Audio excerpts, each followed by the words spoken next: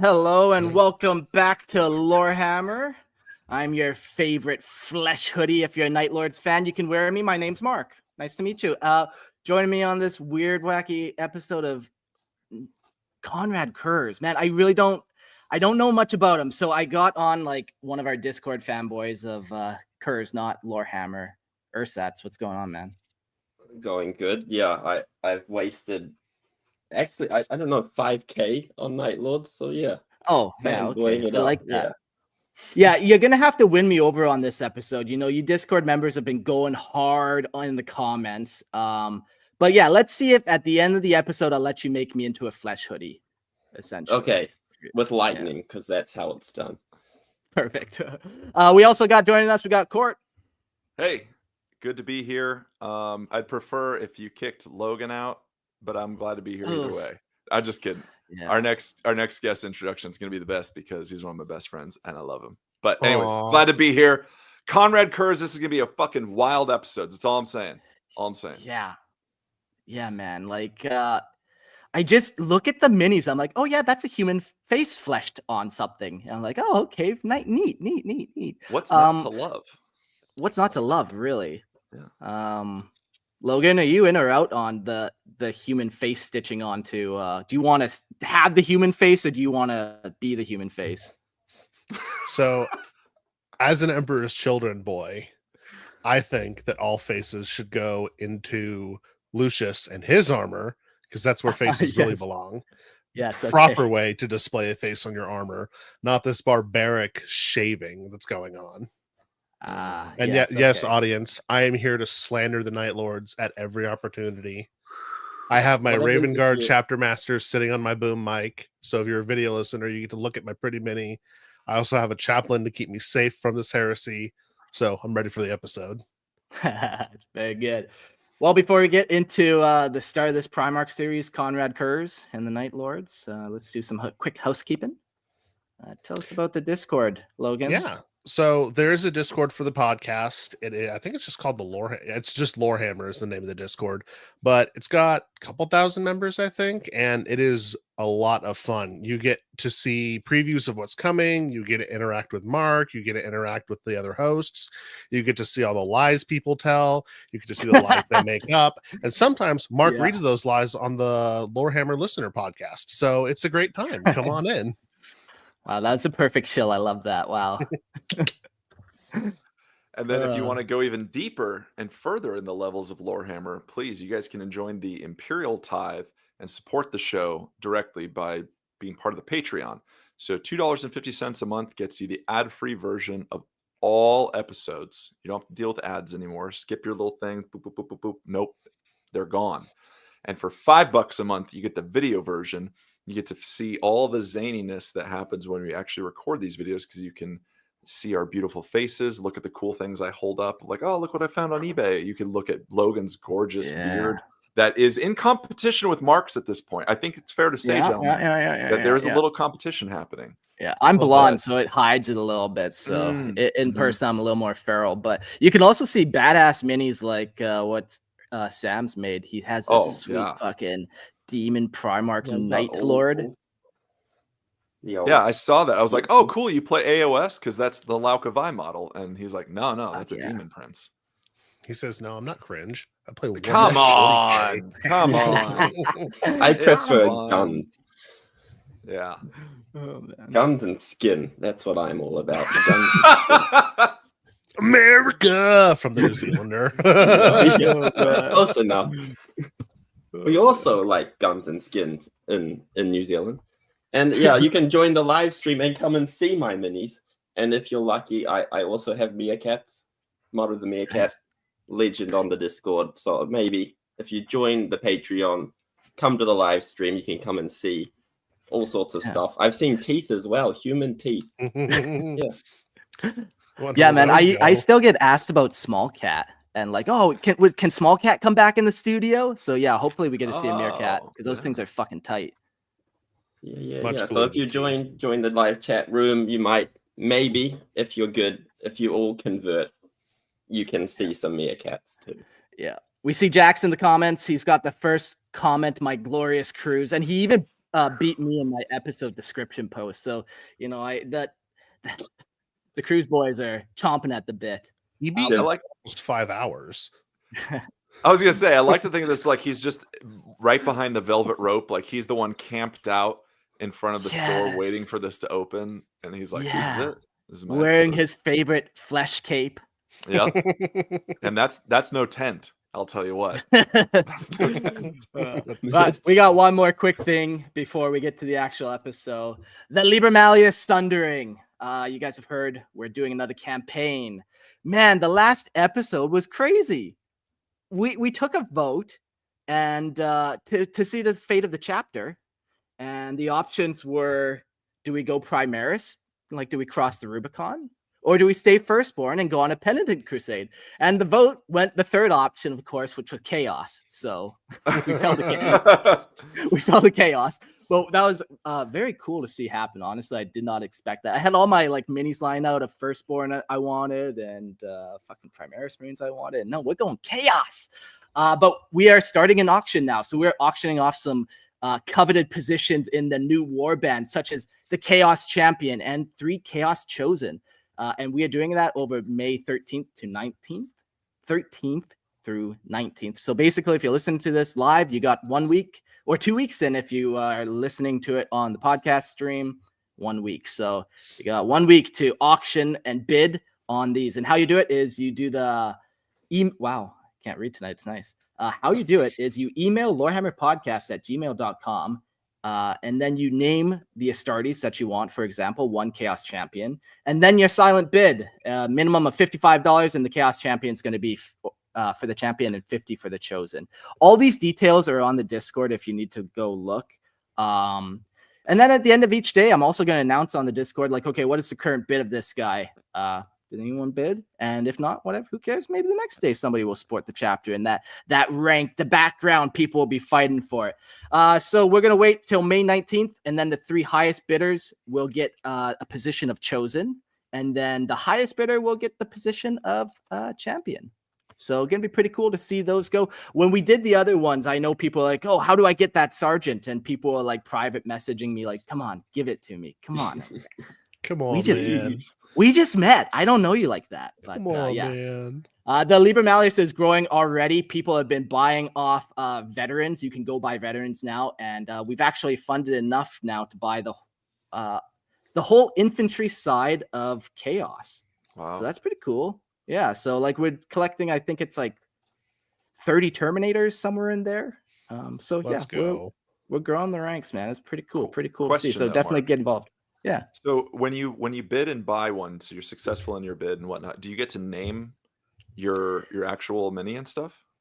Yeah. So you get to name the mini, you get to pick its war gear. There is an episode with all these details that is out called the Liber Malleus one. It will be right before this one. Cool. So if you want all those cool details on what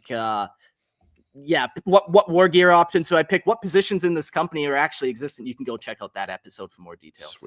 Sweet. I think you get your own tag too, I'm pretty sure. Yeah, there's a tag in the Discord. The Liber Malleus Astartes. Man, we sold out the last 2 times I did this, and I was just blown away. Wow, people really want me to have my plastic crack addiction. It was the opposite of rehab, or the opposite of they're just enabling you. Yeah, that's the word, and I'm quite happy about it. There you go. All right, let's get into this episode. I think it's the same feeling when you get a reply from a famous Instagram person. I'm guessing that's what they're going for. I got a mini. Mark's touched my mini. It's like selling the bathwater. Yeah. It's the same thing. Yeah. That's okay. We'll get there eventually, I'm sure. All right. So Konrad Curze, the Night Haunter. Let's talk about what we're going to talk about in this episode. We're going to do our typical kind of Primarch organization. So Origins and Great Crusade this episode. And we're going to go through Nostramo, the Youth, the Night Hunter, the Dark King. These are just kind of his titles progress as he goes down the darkness of his own skinning. And then the coming of the Emperor, and things get light for just a little bit. And then the Great Crusade happens, and he goes back to his own ways. And then the Night Lords kind of see the rot within the Imperium, and then they take a drastic measure, and I'm not going to say what that is, but that's kind of where we're going to leave it. So Night Lords fan probably know what that drastic measure is of what they did, but we'll leave it there. And then we'll talk about what does this guy look like? Does he look like Bruce Wayne, or does he look more like Christian Bale from like The Machinist, where he's all like gangly and gross, you know? Ah. It's hard to say. We'll find out. And we'll go into his personality and his war gear. So Yeah, he's got some cool guns. He's got a gun called the Widowmaker. So pretty fucking rude to shoot mothers and stuff, but whatever. I don't think he discriminates though. The Widowmaker kills men. Yeah, It the makes it's Widowmaker both. makes Okay, widows. okay. Yeah. Yeah. Oh shit. he's You're just right. he's killing You're right. women. We're like, no. Okay, so maybe he's not that bad. Okay, this is okay. This is why I I mean, needed he does Sam kill here to women, talk to though. me. Yeah. Fuck. I Yeah, have the widower two would be the things. gun. I have two things with this episode that one I will not reveal. I will reveal at the end, but I'm going to say it right now. My secret bid, and bid not for the Liber Malleus. My secret number is going to be 4. And so at the end of this episode, I'm going to reveal if we hit this number. And I'm not going to say what yet, but I'm just going to say I'm going to say 4. I'm putting that in the end show notes. I am super curious. Okay. Four, But the question other mark? thing is, will Court cry in this episode? Because I know Logan's going to say yes right away, but Yes. this is one, because I'll just say, like, I really do like Konrad Curze, and I think this is a possibility where this could be a very emotional episode. I don't know. I want to like him. I want to learn, you know. But so far, I've just seen the flesh skin faces, and It's okay. I think no one likes him really. Does he even like on the same himself? level. No, I don't think so. No, he doesn't. But that's what makes him cool. It is 4 the number of times you're going to cry this episode. No. Is it going to be more or less? Masturbate?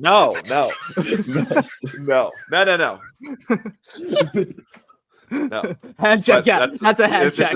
Yeah, that's a hand check. No, this we'll see. man. It might be 3, might be 4, but we'll see. All right. Okay. So let's dive right in and we'll see what happens. Here we go. All right. So let's start with Konrad Curze, his origins, and the Great Crusade. We're going to start off with a quote. "It is better by far to be an object of fear than of respect.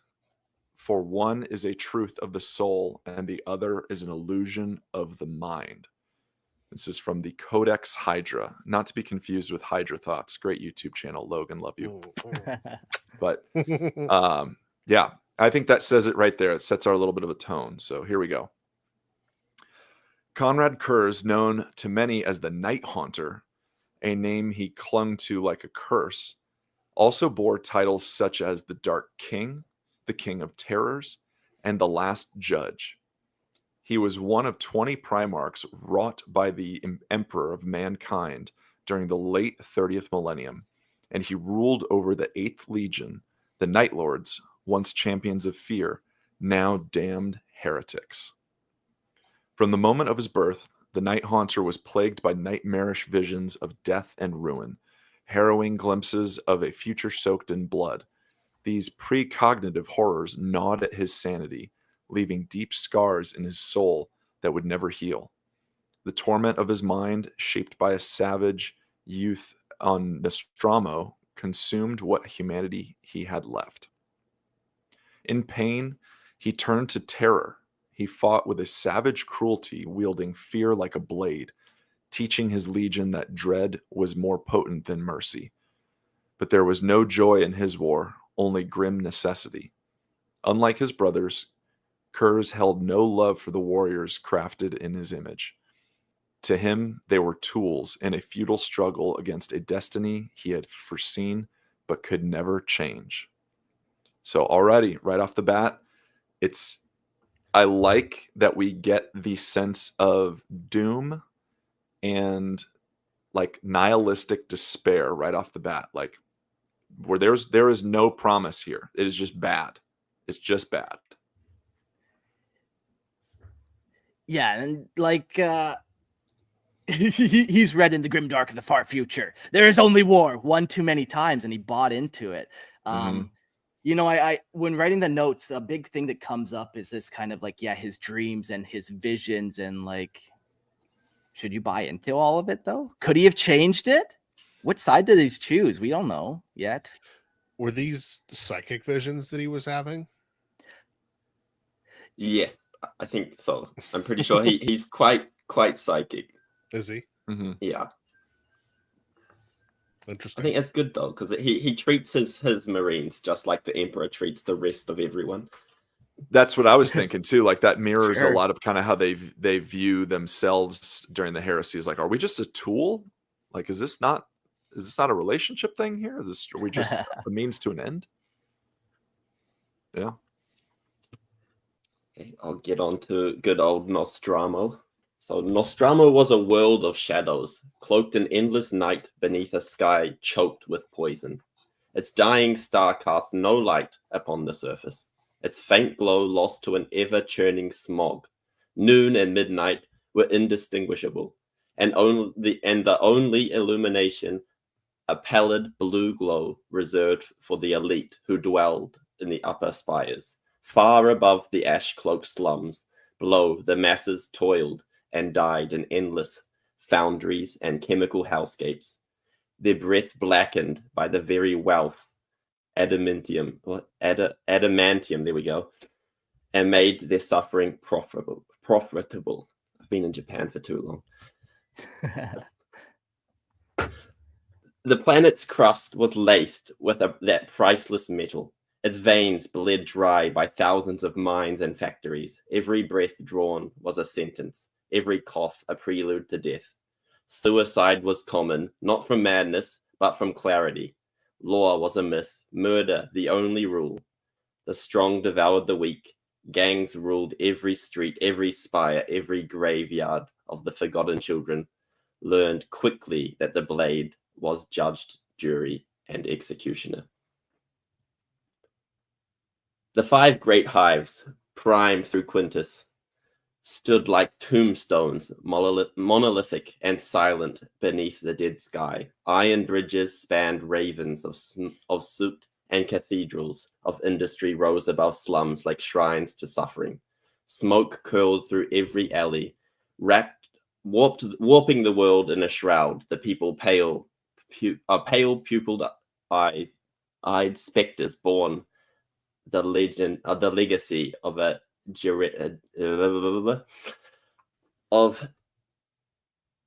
wait, I've forgotten how to read. Sorry. This is why we have editors. It's all good. Yeah. I'm an editor though, so it doesn't shit. help at all. It's going downhill, guys. Generational, there we go. Despair hardened into suspicious cruelty and indifference. Even the nobility were monsters, clad in finery and masks. They were parasites, no different from the underhive gangs they controlled. Titles were lies, thrones were built from corpses, and every ruler wore a crown of filth and fear. The planet bled thin. If Nostramo birthed monsters, it was only because it knew no saints. Ooh, yeah. This planet is like peak grimdark 40K. These like massive hive spires covered in soot. But it does have this like interesting kind of, you know, I guess most hive spires have like the wealthy elite in the upper hives, but like these ones are really wealthy because they're selling adamantium to everyone. You know, this like, you know, the super fake space metal that's made up for 40K. So you get this like grim, dark place, but then up on the top spires, it's pretty cool. Got some money. Great vacation spot. Yeah, like, yeah. Are you guys not intrigued by this? Like, this sounds lovely to me. No darkness, like gothic 100%. spires. The sun is not shining in your face. I fucking love that. That sounds. I'm like down in great. Panama. I'm like, oh man, if it rains too many days, I get sad. Like if the sun shines too many days, I get angry. This is great. And just to push my nerd glasses up a little bit and do our first double nerding, adamantium is also part of the Marvel universe because that's what Wolverine's claws are made out of. That's what I was. Oh yeah, say. so it's And not. I'm sorry, not even just his claws. It's his full skeleton is adamantium. Yeah. So, actually, there we go. Yeah, so 40K didn't make it actually. up, but it is not a real. It's No, not it's element 169 or whatever. unobtainium. Yeah. Unobtainium. Yeah. Yeah. Yeah. Absolute peak. Yeah. All right. Yeah, I do love a good origin story. So we got this planet, and now Konrad Curze lands on it. I got a quote. We'll see who has the best Konrad Curze voice, because there's a lot of quotes from him in this episode. So, a glowing child form it was. Oh, this one isn't Curze. We'll get there, though. Don't you worry. So this isn't don't put this one forward. A glowing child form it was, crawled from the pit onto the broken street, hissing molten metal dripping from his limbs. It was a demon, no less, with the body of an infant, but the expression of an old man. Its eyes black and cold as obsidian. From the Arcana Progenium of Nostramo Quintus, detailing the arrival of imprint primarch Konrad Curze on Nostramo. Fucking cool description of him just landed crawling out with dripping metal. I wonder if that happened to all of them, or if like something malfunctioned with his pod and that kind of fucked him up a little bit too and kind of made him crazy. But it also could just be a fun description. It seems darker than the rest. Like we've had a little bit of the origin stories from like especially like Horus, but like this one definitely seems a little more Dark dramatic. from the get-go. Yeah, dark Dramatic, from the get-go, yeah. for sure. Yeah. Yeah. According to the Forbidden Chronicle scrawled in his own hand, entitled Only the Dark, the first memory of the Primarch Konrad Curze was one of descent, a soul cast down from the stars in a shrieking orb of lightning, plummeting into the eternal black of Nostramo. Torn from terror's cradle by the spiteful whims of the ruinous powers, his Justinian pod tore into the festering heart of Nostris Quintus, piercing strata and rusting ruin and ancient ash, plundering past the poisoned crust of the volatile churning fires beneath the earth. His arrival burned a wound into the planet's adamantium bedrock, a sundered scar upon the world already broken. The unnatural violence of his birth gorged a crater that no eye wished to behold. The people buried it, fearing the omen. That he ever emerged from the pit is a miracle or a nightmare, for he would have arise through molten death or be spat forth from the planet's volcanic fury. Nostramo was a tomb world orbited this is not capital tomb world, it's just not a clarification. I don't want another actually thrown at me, Court. Don't don't tempt the man with an actually. Yeah. This is like a lot of dead bodies here. Yeah. Orbiting a sun all but extinguished, its feeble light too weak to pierce the choking gloom. The world was veiled in adamantium, and so Imperium demanded its harvest. Great cities festered above the mines, home to billions who endured ceaseless labor in filth and shadow, while cruel elite gorged themselves atop the towers of steel. The lightless sky bred despair like rot. Suicide was more common than childbirth, and sorrow settled in the lungs like coal dust. But how would the population carry on, you might wonder? I think this seems to answer a little bit of your previous question there, Mark, of like what happened to like his pod, like was this a malfunction or whatnot? Like I think it's literally like he just slams in and it melts part of the adamantium, like his impact, and as he's coming out, like that adamantium is what's coming off of him. Yeah, so, like, I got like a more like you talked about that violent bit though, like the way it was described, it was very like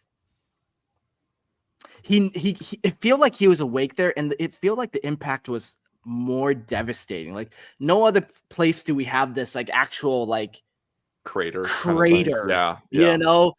And we found a lot of primarchs, we found them all, and no place had the same devastation. So I wonder if he like his visions of the warp were stronger because he was flung through the warp and then flung out harder, all these little things that just kind of tie in at the very beginning here. I think it leads a lot more to him. Yeah, for sure. Unlike his brothers, no arms received Cruz upon his arrival, no adoptive home, No guiding hand, he emerged from the abyss alone, a child of nightmare, reared by the silence and the sound of distant screams. He learned to stalk the feral things that prowled the decaying underhive, feeding himself on flesh and fear. From the first, he was haunted visions of agony yet to come tormented him in waking dreams, unceasing and cruel. He alone of all the Emperor's sons grew without love or kin, forged in horror, tempered by madness.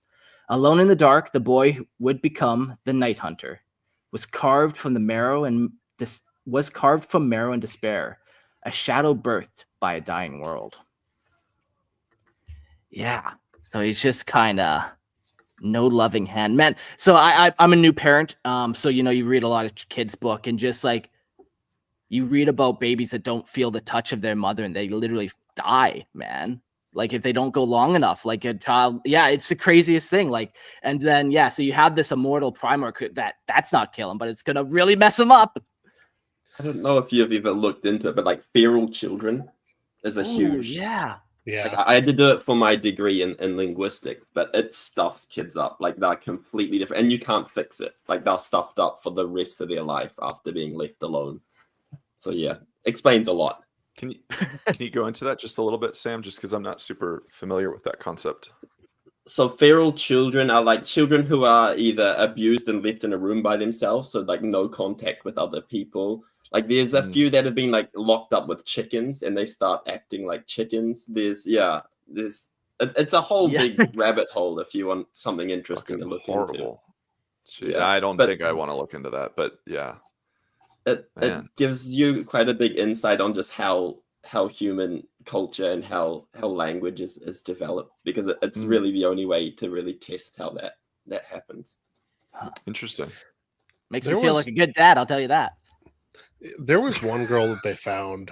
She lived out in the woods for a while, and then I think she learned how to read and speak, but she never like learned how to be a person. She still ran on all fours and growled at people. I think her name was Janine or Jeannie.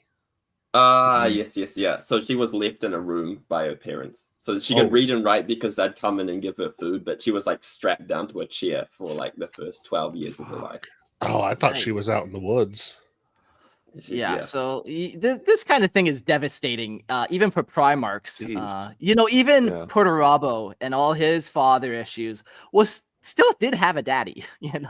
Still even had like an adopted dad on I forget his homeworld's name, but yeah.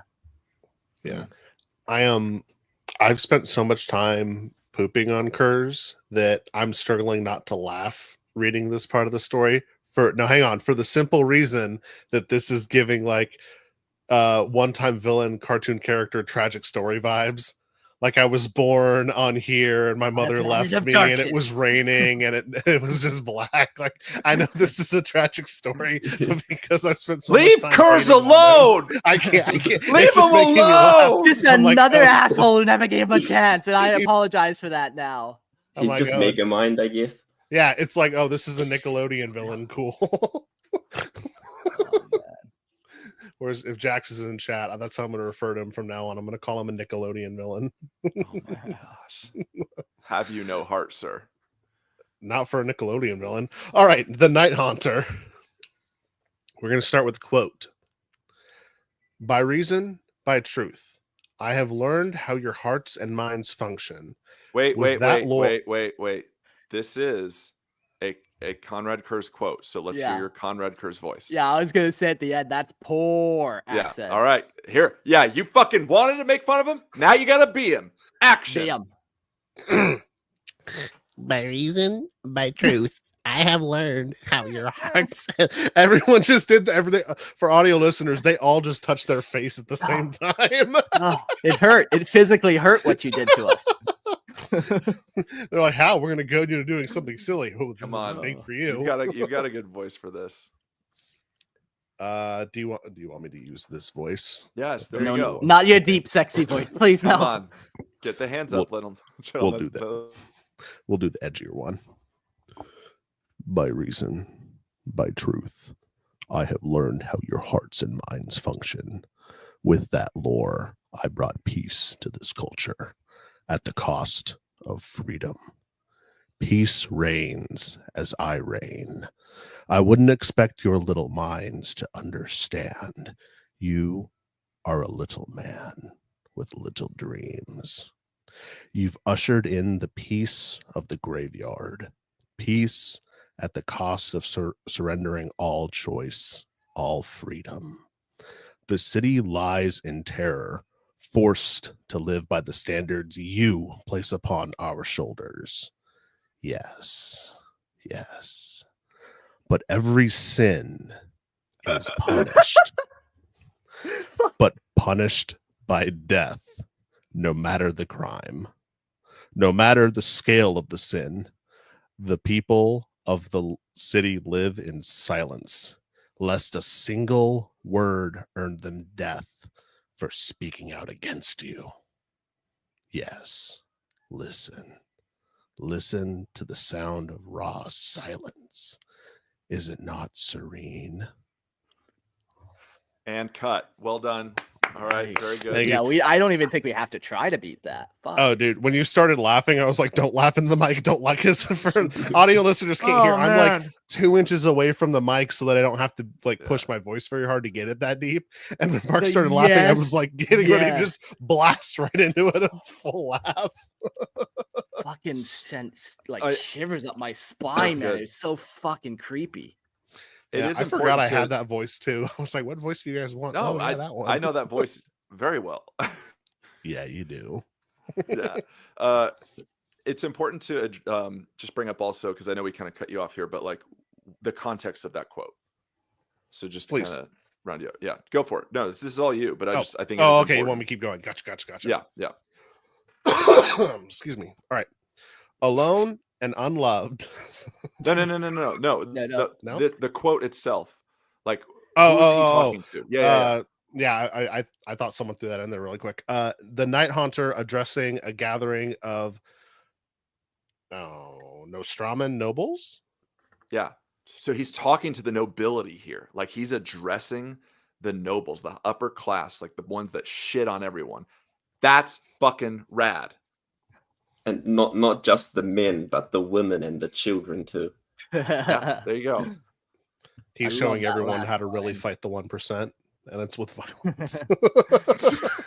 Lorehammer does not support that. Lorehammer legal, but hey, whatever you want to get up to on your weekends, up to you, man. I don't give a shit.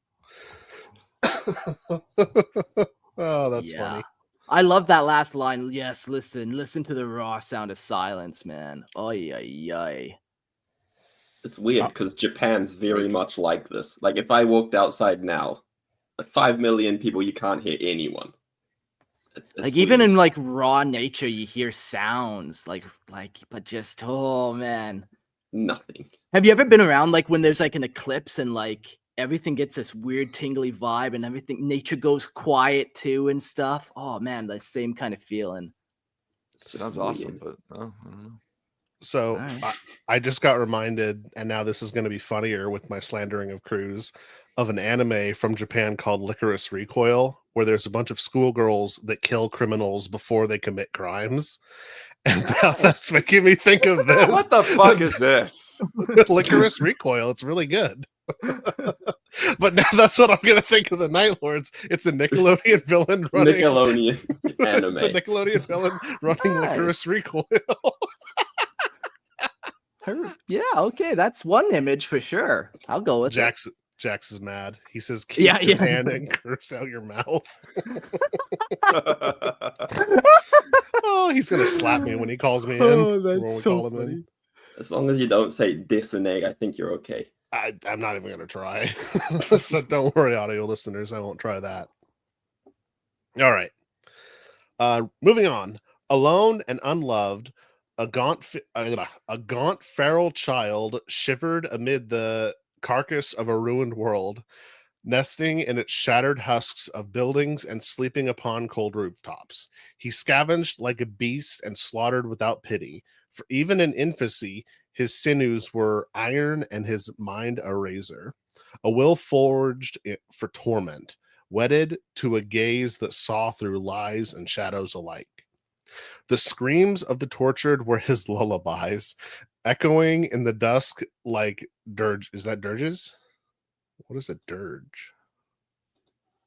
Yeah, dirges. It's like a hymn or a song. I mean, like a lament for the dead, especially one forming a part of a funeral rite. Huh, interesting. Cool. Learn something new on Lorehammer every time. Echoing in the dusk like dirges, and in sleep he dreamt not of warmth, but of distant wars, stars.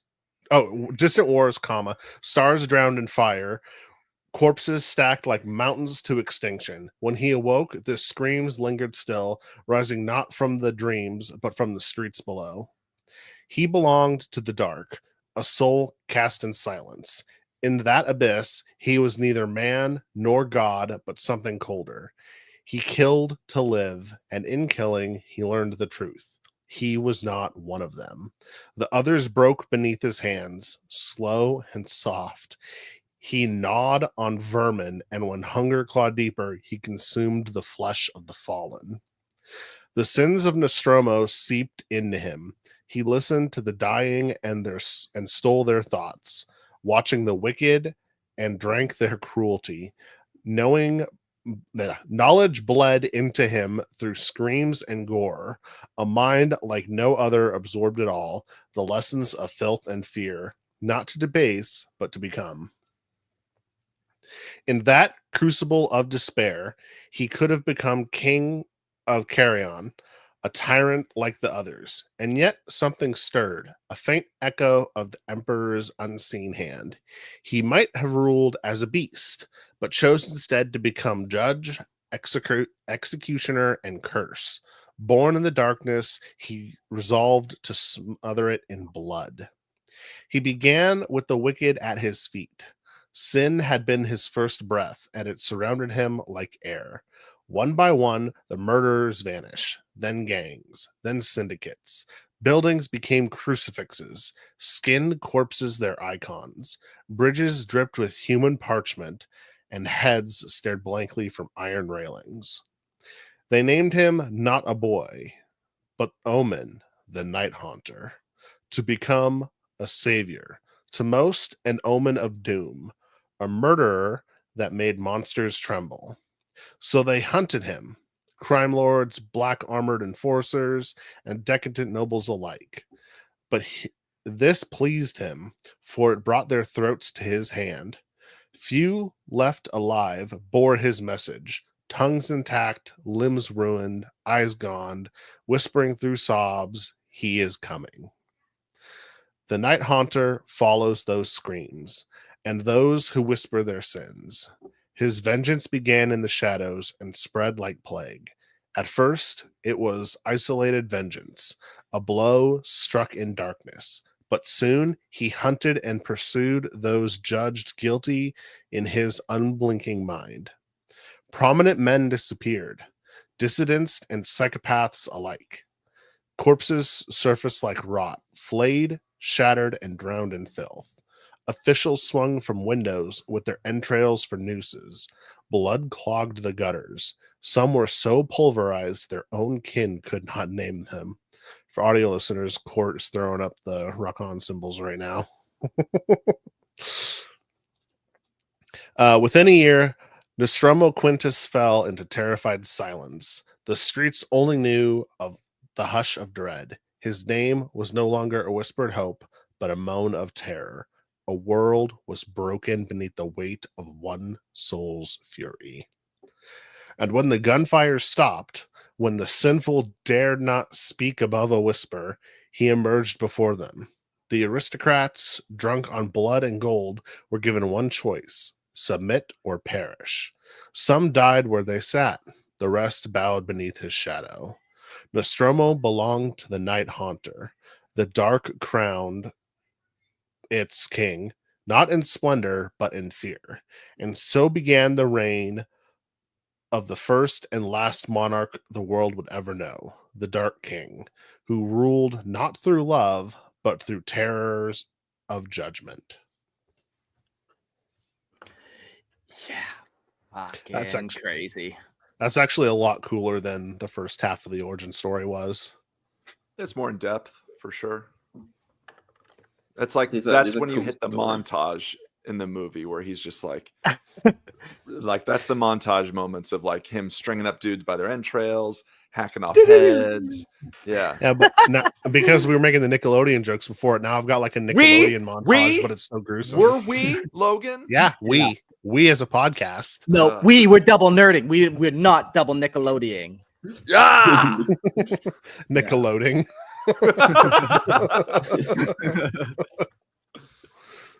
There's a story, I think it was in his like specific book, where he got into some like worker lady's house and she was about to commit suicide, and he killed her before she could commit suicide because committing suicide is giving up. Oh man. Yay, okay. I don't know how I feel One about way that. to live. It's a way to live. So Did it slowly do you kill him. relate to you and Jax relate to the Night Hunter? Like what part of this is the appeal? No, I just like Batman. Okay, well that part's fucking tight, yeah. But Batman doesn't kill people. This guy is fucking destroying people. The Bat Not who only- laughed. Yeah. He's the Bat who laughed. Like the Yeah. same, you know, Yeah. you know that one? Yeah. Yeah, he's like the creepy Joker-ish. Yeah. Yeah. He's got like That was a spike cool things or story. whatever. Yeah. Man, Yeah. cool. They have a cool color scheme too. Yes. Of all, it's interesting though, like of all the Primarchs, they all do make their planets better. You know, he had a vision, he enacted it. You know, they're still shipping out adamantium. I'm sure they've never had higher shipments Sure. ever. Look, he's a man with you a know, plan. Man with a plan. Yeah. He's a man And of if you have to action. break a couple eggs along the way, or pre-suicide people, Yeah. He was probably the What do you most do? competent at doing it as well. I think out of all the Primarchs, like Angron was just gonna kill everyone. Curze is like, I'll kill that guy, and that guy because they're in charge, and I'll make a mockery of them. I think that's something cool. Do we have comparisons of Curze to the other Primarchs? Because I feel like if he had Gilliman's mom instead of nothing, he might have been actually really, really good. I think that like, the problem is because of those visions, he's so stuffed up as well. But what if Like- they became more positive if he was in a positive environment? Like if his nurture was better, maybe the nature of his visions would have Yeah. changed to be better. Like, oh, we're going to be short on crops. We need to plant more over here, kind of thing. typically Yeah, or yeah. normally I agree with that, but I feel like just the way his pod landed, man, I think, and with the visions, I think there's something that happened more to him in a different way during the actual transition to Yeah. in the warp, because I we know agree. different Primarchs suffered different effects. Like Magnus the Red, you're telling me the Emperor made a giant red human, or Sanguinius, maybe he did want an actual angel, maybe, or maybe it was a crazy warp effect, and maybe poor Konrad's crazy warp effect is he's a fucking psycho, and that's the way it He's got goes. kicked on the way out, probably. Yeah, exactly. I would take from both of your guys' points here. I think Logan's spot on in the sense that like some of that nature could have been altered in some sense. Is that going to linger? And you know, ultimately, when he gets thrown into the mix with his legion and is given the excuse and reason to start killing and stuff, will that change and come out more? Probably. Mm. But I do think that like yes, there's warp fuckery at hand, which almost every Primarch had some play in. You know, the warp had some play in their origin story. So yes, I think, and maybe it's been answered in the novels because I really do want to read the Konrad Curze one, but it seems like these nightmarish visions are just straight up warp fuckery. Yeah, like I Like, just what imagine when else? he's being flung through the warp, just one demon gets a lucky punch on his glass chamber, and a small leak goes in, and Sure. you know, and that's enough to give him those dreams. And now he's got chaos tained. Yeah. All right. Well, let's talk about the Dark King, which is just, man, this guy's no shortage of fucking rad nicknames. Very cool. What do we got here, Mark? We got a little quote action in the chat. I was laughing at your joke there about the rat. Oh, okay. nicknames, but What do there's we got? also, So maybe the vision shaped him to some extent, but his upbringing messed him up, is what Ellis Hodgkinson. Well, I don't want to say his last name. Hodgkinson. But yeah, I've never said him or seen you in the chat before. Hey, welcome to the chat. Yeah, I think it's Planet spot on probably too. stuffed him up too. I think, like, if you look at old Civitar, he's the same. Like, he has parents, but he's still stuffed up. Yeah, there's so many fun reasons like why we are the way we are. I think that's what makes cool origin stories. So, all right, let's get into the Dark King. The Night Haunter became Nostramo Quintus's first and final monarch, devouring knowledge with a ravenous focus that bordered on obsession. He governed with a cold clarity, a reasoned calm that lasted only until whispers of injustice reached his ears. Then, alone and silent, he would walk with the lifeless avenues of the hive, stalking the guilty like death itself until exhaustion broke their flight. He did not kill swiftly. Their punishment was intimate, methodical, flesh parted, limbs shattered, yet always left just whole enough to be recognized. This grim ritual, paired with unexpected mercy and lucid governance, hurled the broken people of Nostramo into a new and terrible age of order. Production soared. Adamantium flowed like lifeblood to the stars. So yeah, there you go. He is right. Yep. Economy's booming. Yeah. Back at it. Turns out slave labor is the way to go. You got to tear some faces off a few people, leave them hanging up, and then boom, business is booming. Profit. He's just swinging on the political spectrum so hard to get rid of the 1%. Okay, now we're going to use slaves. Just back and forth. Yeah, like Fuzz says, he's a man that gets results. It's true. Society reshaped itself around terror and parody. None dared rise above another. None dared sink too low. Wealth was shared not by kindness, but by decree. And beneath the unblinking gaze of the Night Haunter, the city grew brilliant, not with joy, but with the sterile glow of obedience. As Nostramo Quintus marched to this dreadful rhythm, the rest of the world followed, desperate to avoid the Haunter's visitation. In time, the hunt became unnecessary. Years passed, and silence settled.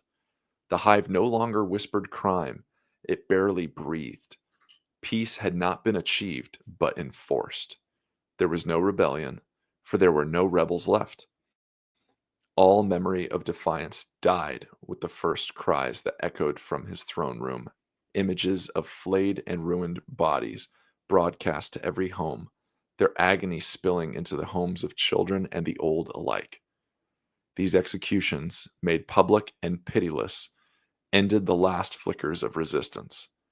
His people knew the price of sin. Knew that the dark god who ruled them would descend at the faintest betrayal. In the dread, they found obedience. In fear, they embraced his vision of salvation.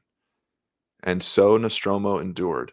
Its adamantium wealth flowed outward as it had for generations, but now at levels unmatched in all its history.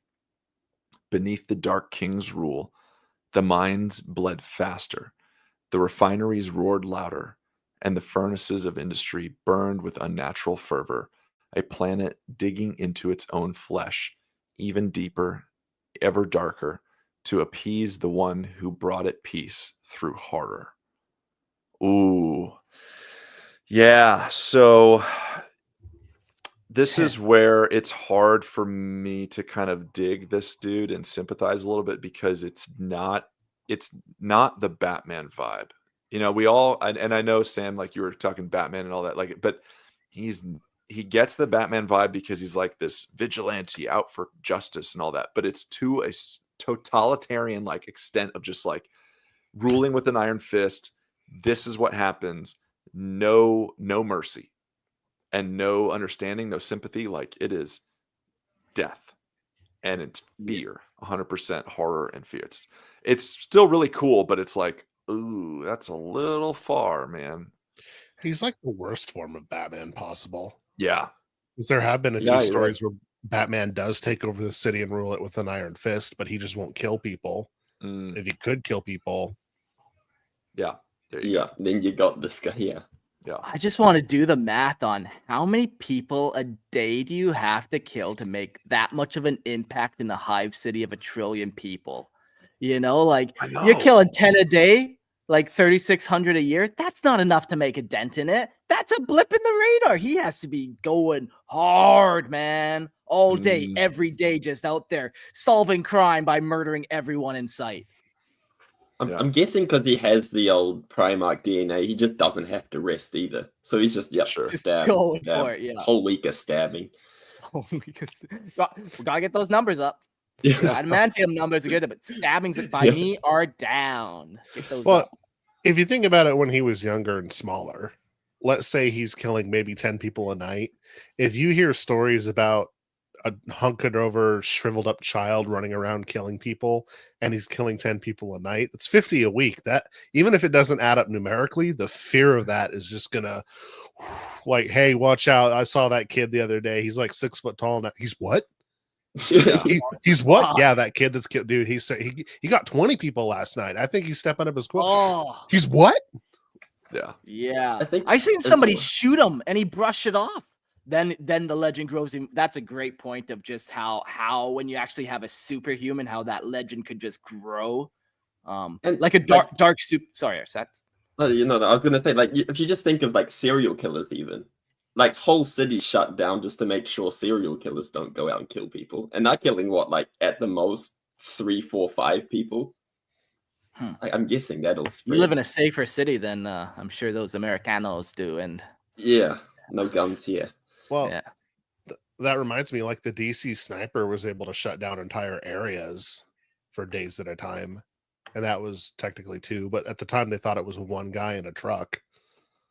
So picture this kid, picture it's 1 guy who is actually killing people, and they're finding the bodies, and they're seeing him, and he's like just waving at people and then going off into the dark again. Yeah, because he's probably just not subtle either. Because like people just hanging around and stuff, like it's there for everyone to look at. No, he's like, a man of drama. Yeah. That's and as he gets bigger and better, he's plastering people up on those. So you do 1 building. So you do 1 building in a night. Weird drama kid, this guy, eh? Took it a little too far. Yeah. Do 1 building, plaster some people up on the wall. You know, the next 3 buildings around, they're probably not going to do anything. They're going to be like, oh, I want that to be us. I'm gonna be good. I'm won over by the chat. Some serial killers are in the 30 plus, not even gun users. So you know what? Yeah, I guess you really don't have to kill that many people in order to grow your legend. And if you're going out every night and killing 10, that legend is fucking crazy, regardless of if it's a hive of 1 trillion people. You won me over. Well. But also, think about it too, like what's the communication like for the working class? Like I'm sure you're not getting your Reddit posts and Instagram or whatever. Like this is word of mouth probably. Like I know a guy who saw that dude that was flayed up on top of that building. Like he said he saw that, and it just keeps going, perpetuating from there. And I would bet that a lot of the general population is seeing this and like silently cheering it on in the beginning, like like they're getting theirs. And then it starts creeping into their area, and it's like, that well, evil hang gang. on. Yeah, but then it becomes like, wait, what did that guy do? He just stole like a loaf of bread or something?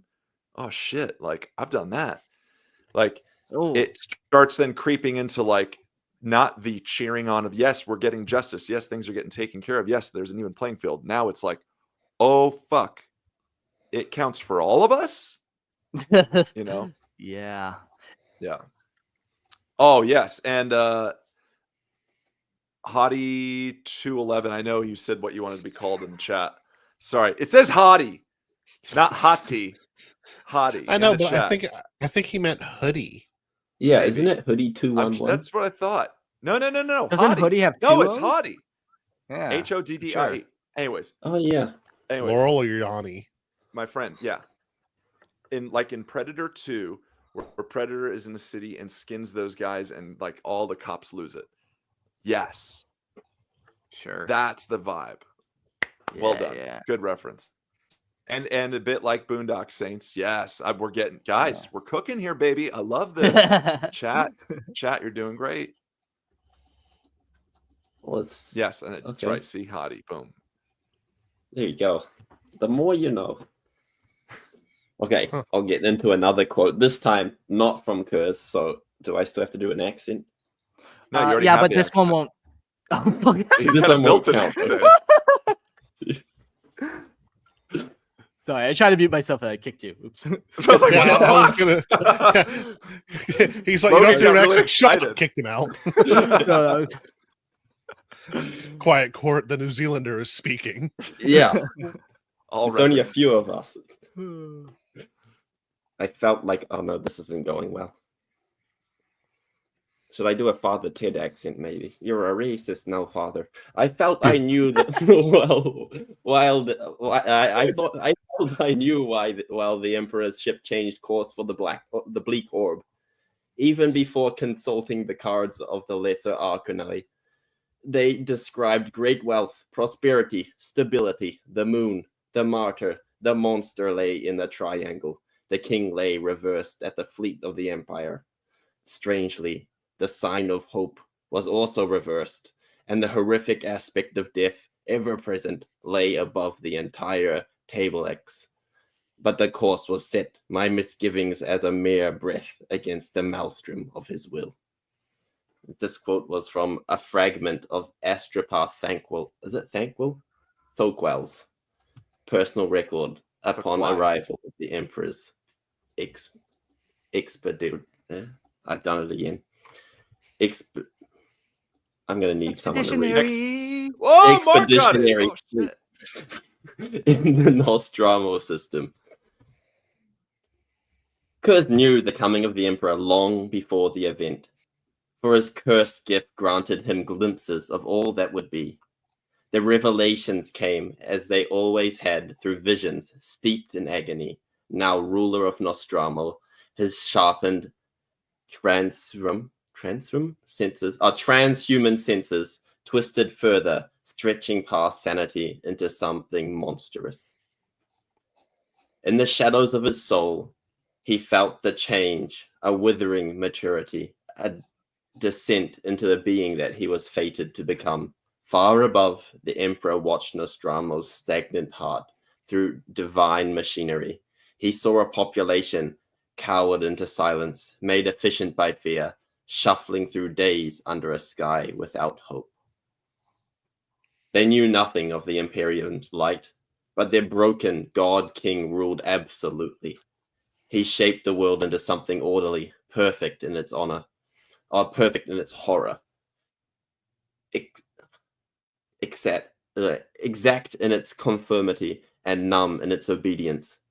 Soon after the Night Haunter's grim dominion took root, the Great Crusade breached the reaches of the Nostraman stars. The Emperor's coming had been etched into the planet's myths, not as salvation, but as a harbinger of destruction. I think that's quite interesting, actually. Like, is it something linked to kind of how the Night Haunter views the Emperor, or is it something different, like how they view the Emperor as someone that's going to come destroy all that's set up? Yeah, it's interesting because you would almost think that there's two different versions where, like, the Emperor is going to come save us. We live in this terrible city, and the Emperor is this beautiful, shining, golden god, and he's going to come save us. But maybe they view him as like they're all just in nihilistic despair, so that this big thing's going to come to our planet, and what good can come of that? That's probably terrible. Destruction's going to happen. Yeah, something else. I guess, yeah, from the first outsider being arriving on the planet doing all this, like a second one. God. But it could have even been before that too, because I would assume that maybe the Emperor's myth kind of perpetuated before Konrad was even on the planet. Maybe he predates that. Yeah, I'm guessing that's what it does look like. It's been there for a while. It's the planet's myths, unless like the Night Haunter took over the planet like well before. I'm not sure. Just a Interesting. fun though. little thought, just on like we're going about the spread of information of Konrad Curze, but then also, yeah, how far did the Great Crusades information spread? You know, Yeah. where okay, so now there's another person from outside coming to our planet. Like, yeah, I love that line of, well, fuck, the last one was awful. Yeah. And this is his dad, you're saying? Shit. But they don't know that, I would say, and he certainly doesn't know that either. Yeah. Konrad has no idea. Oh no, Konrad does know. Oh, because of the visions? Yeah. Okay. Oh, I think it'll be a spoiler, but I'll if it's not a spoiler, I'll say it afterwards. What he says. Okay. So, here we go. He descended, walking at the head of the host. Through Nostramo's choking dark, the people born in gloom could not withstand the Emperor's radiance. It burned their eyes, scorched their hearts. The city sobbed as one in the event remembered only as the delegation of light. All wept, not from joy but dread. Pale faces lifted to alien fire as the sky ignited with ship thrusters and thunder. The Emperor's glow struck the glistening streets like judgment. His soldiers advanced, solemn as tombstones. The stone trembled beneath 1,000 synchronized steps. Their formations gleamed with black, gold, and shades of royal death. Giants moved among them. Dreadlords towered above post-human warriors. At their head, the Emperor shone like a devouring sun, divinity clothed in flesh.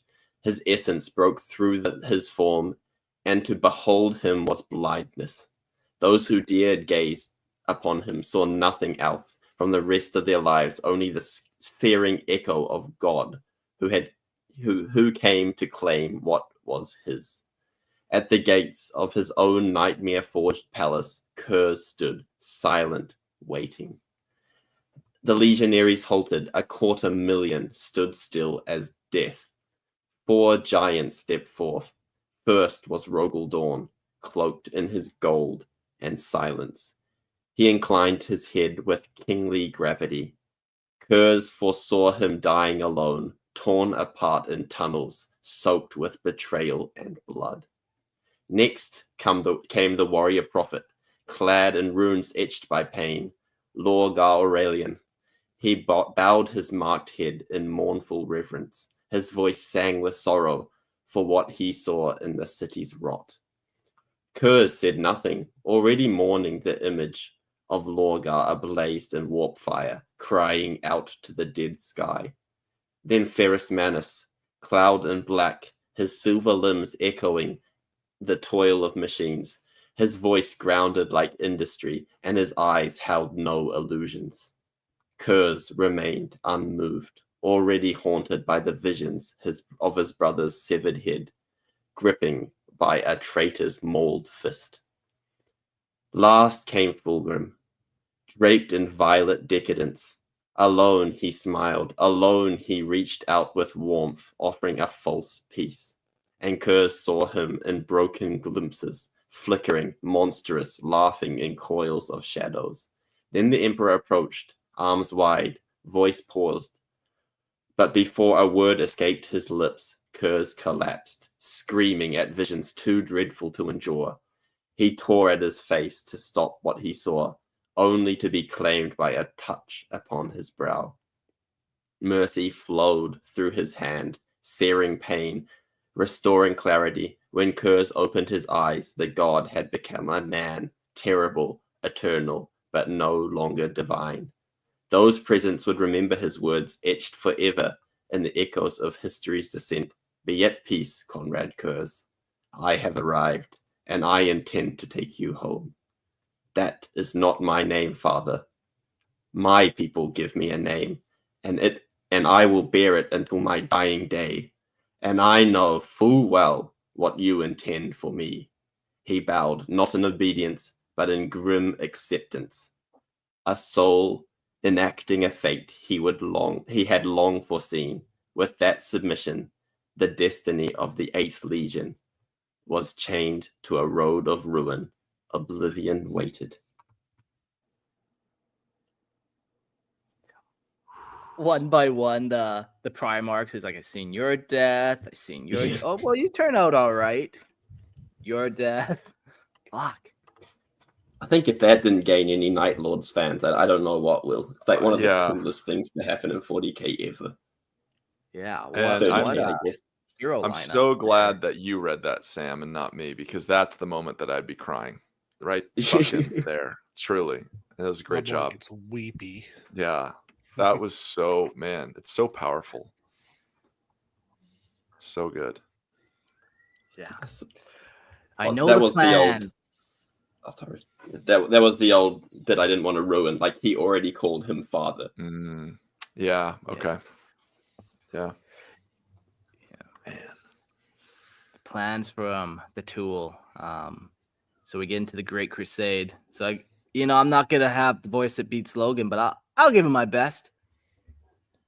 Look at my father's Imperium.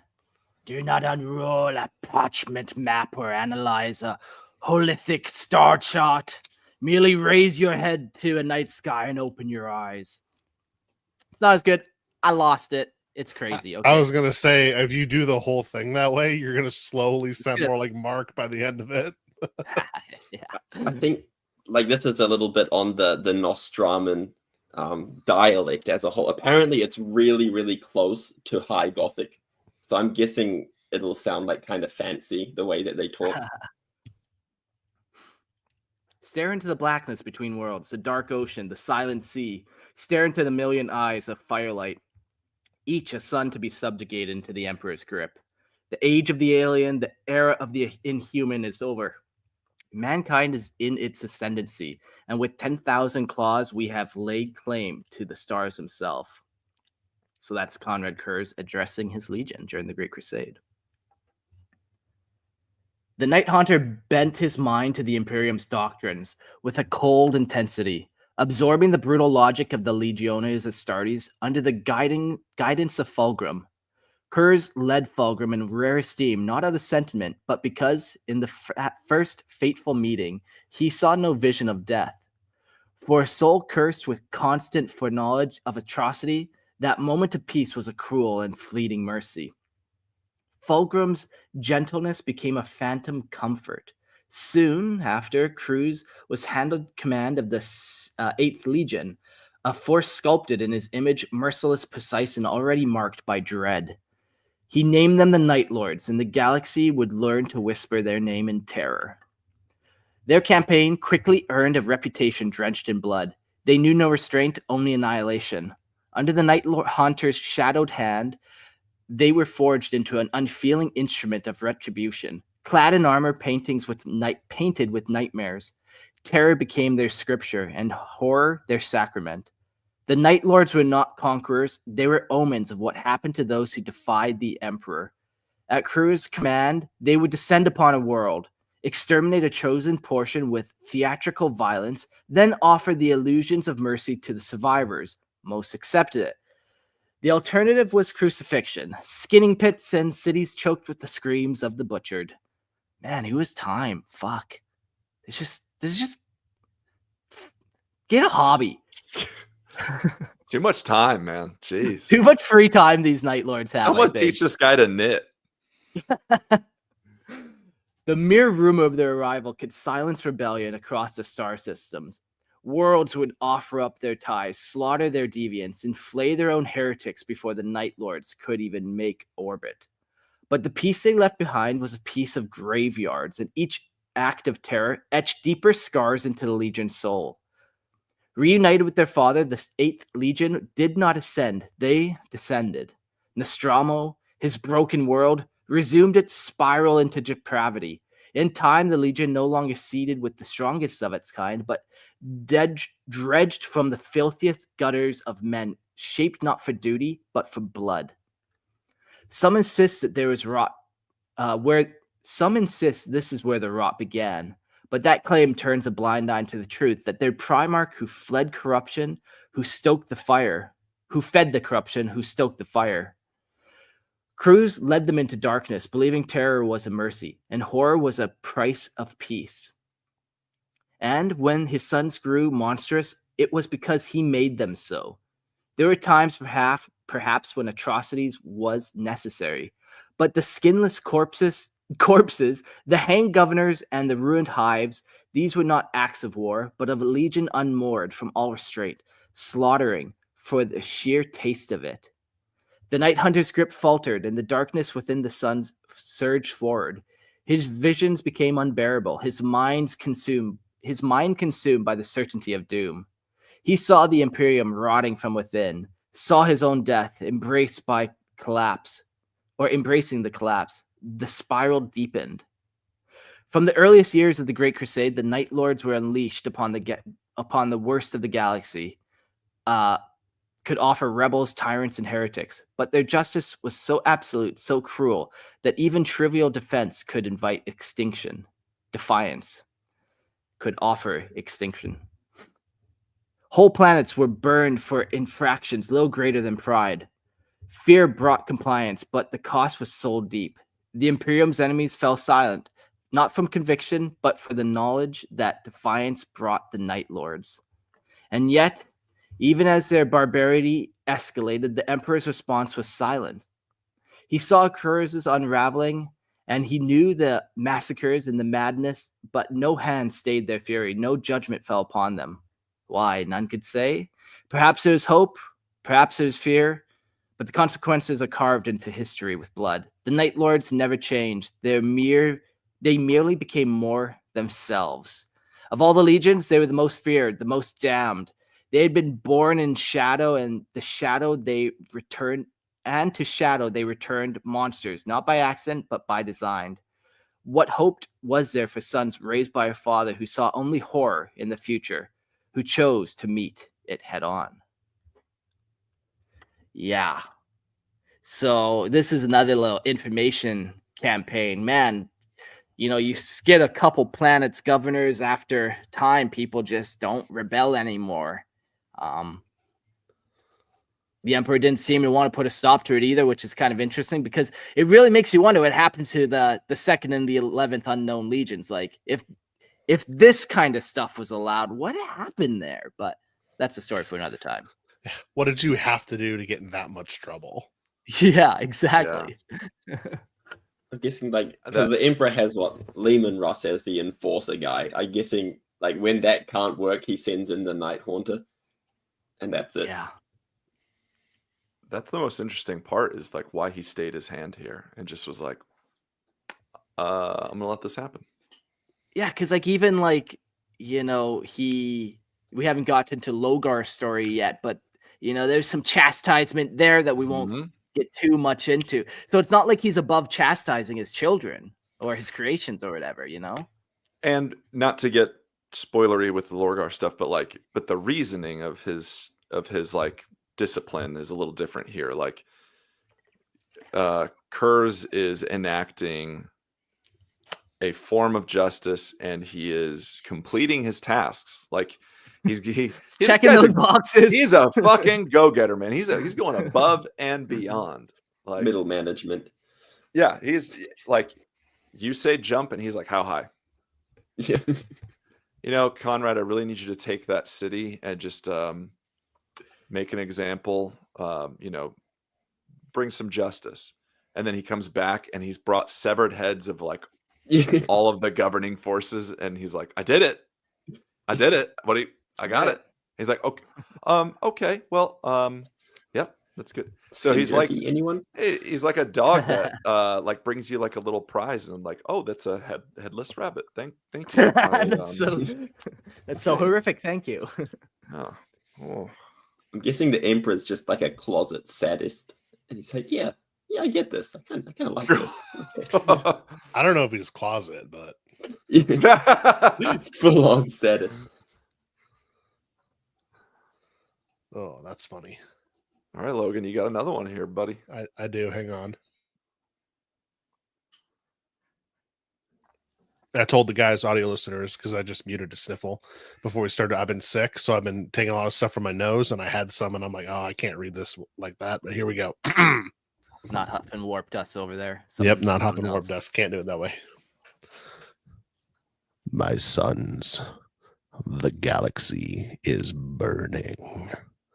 We all bear witness to a final truth. Our way is not the way of the Imperium. You have never stood in the Emperor's light, never worn the Imperial eagle, and you never will. You shall stand in midnight clad, your claws forever red with the lifeblood of my father's failed empire, warring through the centuries as the talons of a murdered god. Rise, my sons, and take your wrath across the stars. In my name, in my memory, rise, my night lords. Good. Cut. Check the gate. Awesome. Print that. Yeah. Boom. Moving on. That was fantastic. Moving on. Yeah, I'm going to use this to start my voice acting career. I think There you you could. go. You gotta get typecast, but fuck, man, that's a type. Send it in.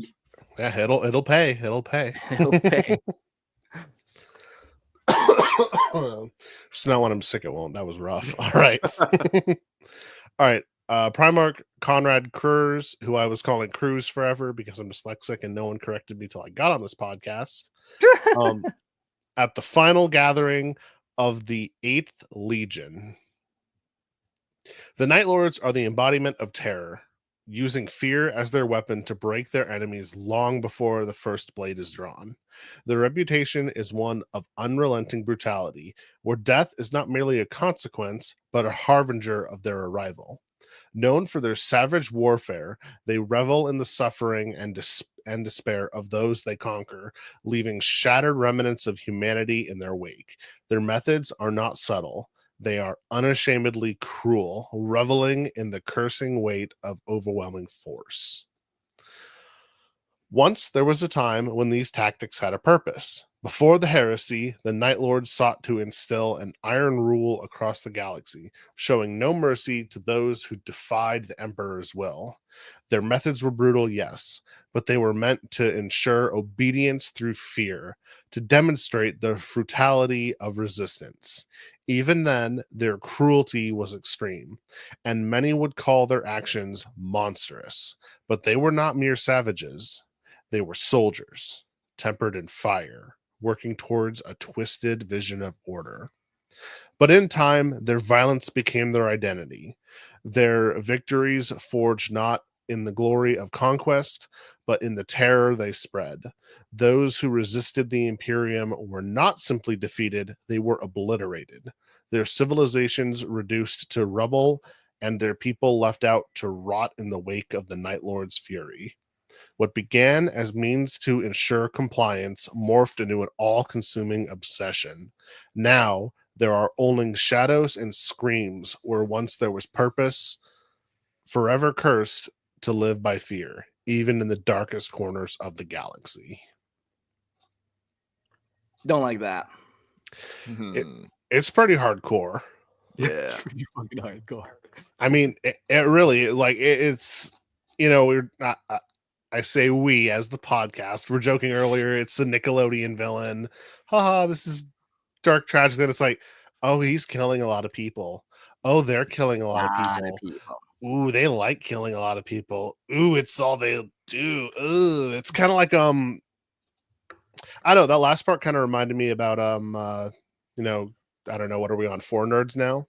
4 nerding. I'm not going to spoil it, but this latest season of Invincible has a character whose name is Conquest, and he sounds a lot like this, where that's just his thing. He just goes and destroys and spreads fear. That's all he, like, nobody likes him. Nobody talks to him. They're just like, hey, go deal with that planet. He's like, oh, okay. And he's got a cool line where he's like, I'm suffering. He's suffering from his own success because that's all he does. But it's like he wants more, but he can't because he's just so good at it. And that's kind of what these guys remind me of. It's DJ Major Khaled. Pain, right? Yeah. Killing is my business, and business is good. Good.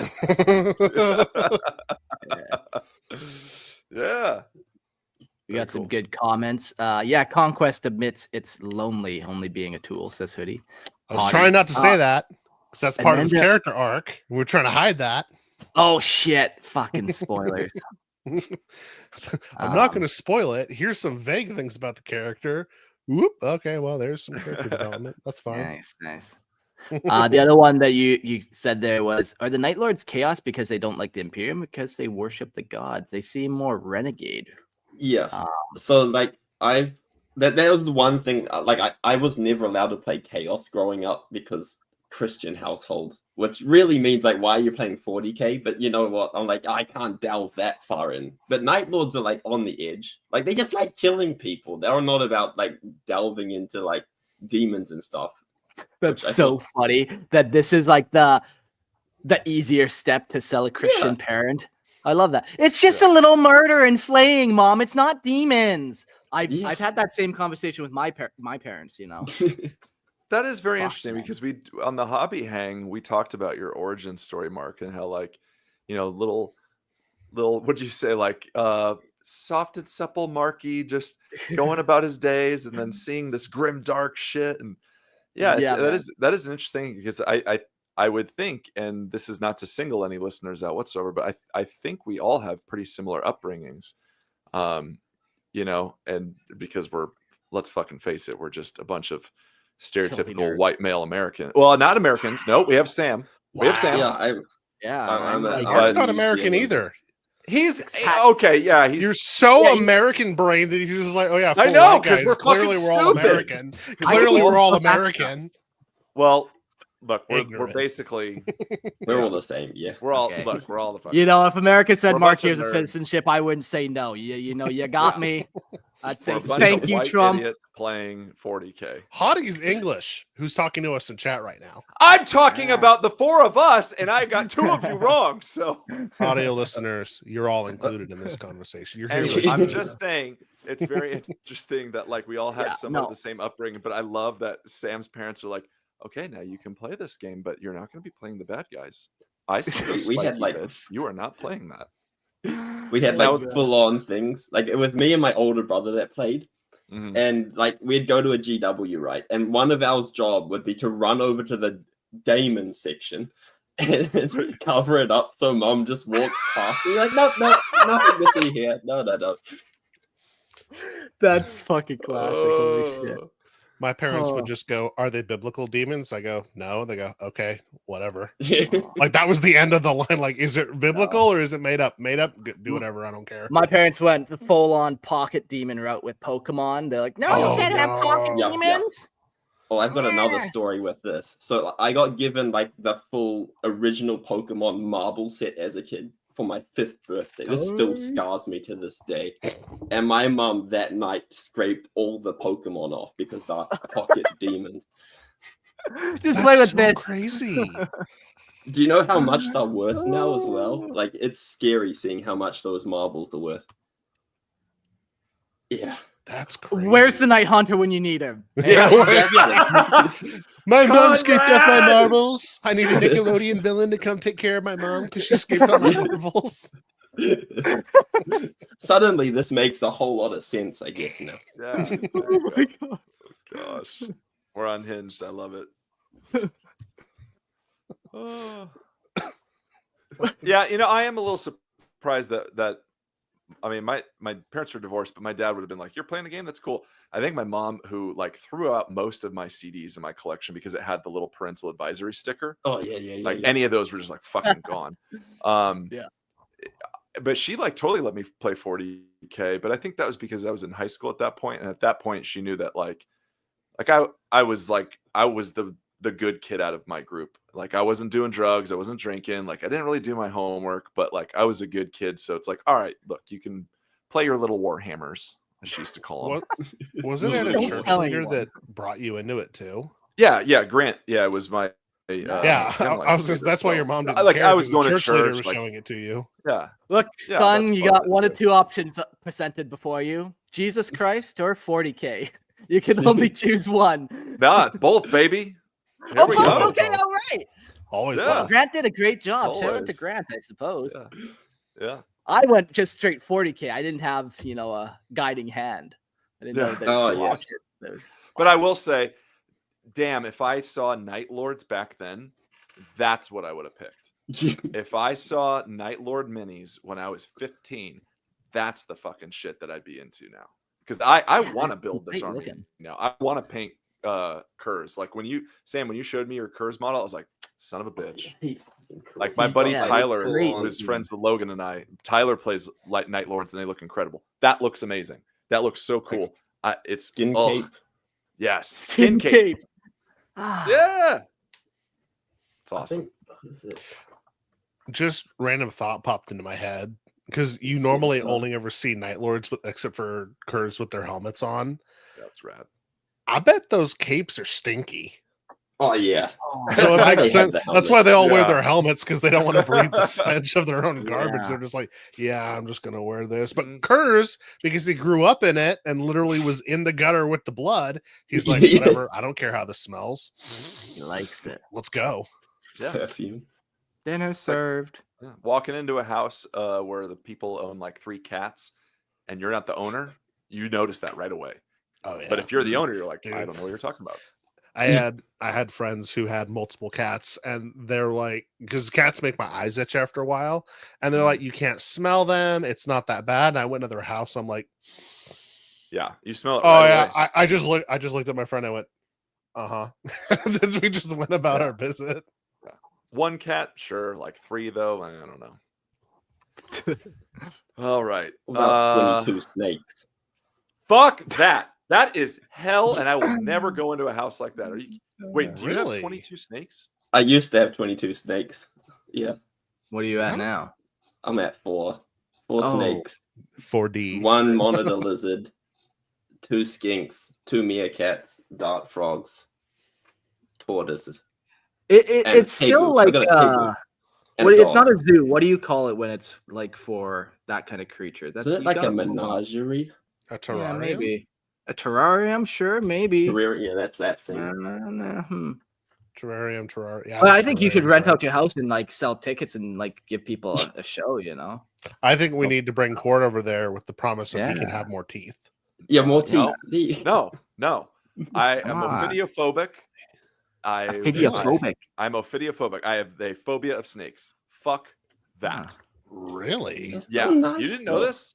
No, so I need to get my Emperor's Children looking more snaky, is what I just heard.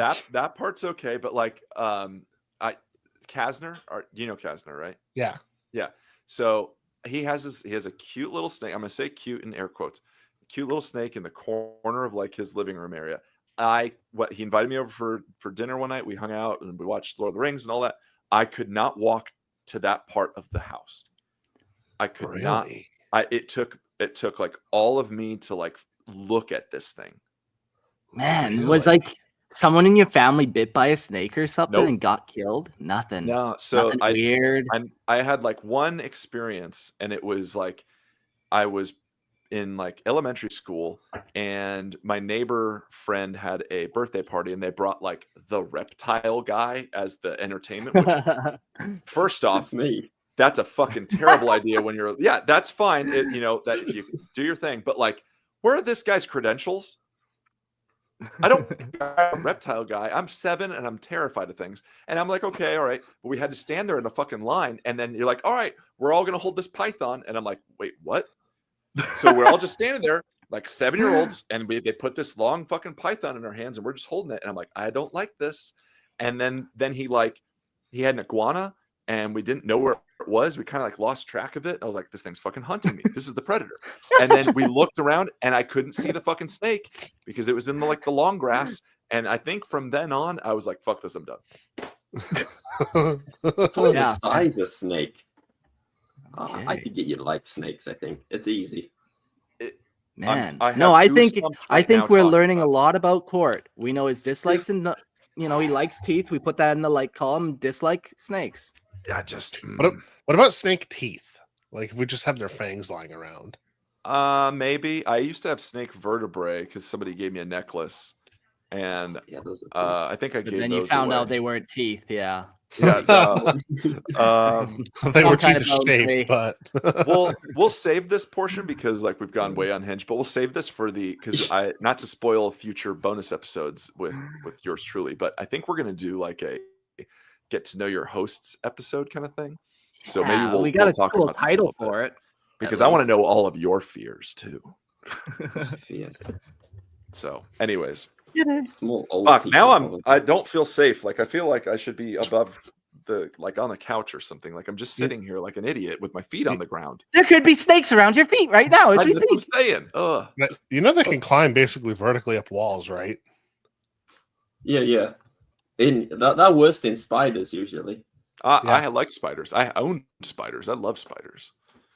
But I had nope. a tarantula. You ever get a snake tickle before where you're pooping on the toilet and you get a little tickle? What the fuck am I supposed to do now, Mark? How am I supposed to poop in safety? Does this happen in But- Panama? It happens here. For this, yeah, What? I know this is this is an occurrence. It happens. Konrad Curze is out there putting snakes in people's toilets, trying to freak them out. Yeah, this is how he does it. It's Yeah, not the man. skin. The skin's just a facade. It's Yeah, all He uses snakes in the whatever he toilet. has to. Is this how I start crying on this episode? Just because of this, not because of the emotional trauma of reading about the Horus Heresy? All right, everyone, leave poor Court alone. Oh Give the my man some gosh. teeth and fucking. If it makes you feel better, Court, it's mostly in Tucson, and it's a non-venomous snake that does it. I don't care. Just a kiss. Venomous or not. Nope. But, all right. Yeah, he here just- comes Tucson. Okay, well, when you I do think that, we forget it about makes the me feel a little meerkats at the end of the episode. That's what they I do. do They're think just we do they're need just some meerkat time at the end. Okay. And I will say, just as because we're at a stopping point here, I'm going to say this, and then we're just going to not address it at all because I don't want discussions or theories. But we've gone past the 4 mark that I said in the I was beginning. gonna of this say that. episode. We've gone past I it. mentioned teeth. I'm not saying it. Nope. We've gone past it. Okay. All right. Here we go. The rot within. All right. So this is going to be a Night Lord's multi-channel Vox broadcast. So I'm going to treat this as if it's Curze's voice here. We received an offer, your offer of surrender, and reject it. We did not come to receive your supplication, but to enact judgment. The time to surrender has long passed. The verdict is writ by your own hands. Now, it is time to die. Yeah. All right. Okay. Yeah. All right. We'll get there. We'll get there. That sounded like the why are we still here? Just to suffer clip that goes around all the time. That sounded exactly like that. I don't know what that is, but you'll have to send it to me. That's Metal Don't Gear. throw your hands up like you don't. Oh, jeez. Don't worry, I got that double nerd. Don't you worry. All right. Thank all you. I right. think it Thank was you. solid snake. Oh, okay. I was trying to avoid saying snake because I didn't want to trigger him. Yeah. I was being a compassionate friend, and you guys are rude. Ironically, one of my favorite film characters is Snake Plissken too. So call me Snake. You're a complicated man. I am a Very complicated man. complicated. Inconsistency. I know. All right, here we go. As war ground down the warriors of the 8th Legion, replacements were drawn from Nostramo's decaying heart. These new neophytes, once shadows lurking in the planet's forgotten alleys, were criminals carved from cruelty. The last wretched fruit of a world sliding back into darkness after its primarch's departure. The Legion, once merely terrifying, grew malignant. The Nostraman recruits brought no honor, only venom, saturating the Night Lords with a malignancy that appalled even their gene sire's brothers. Curze felt his grip weakening, his authority eroding as savagery replaced discipline.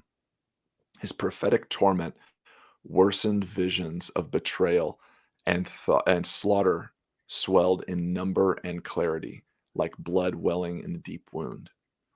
He foresaw his own death, drawn by the hand of his father, and watched his sons clash with their brothers in the long twilight of the Imperium. In desperation, he sought counsel, but the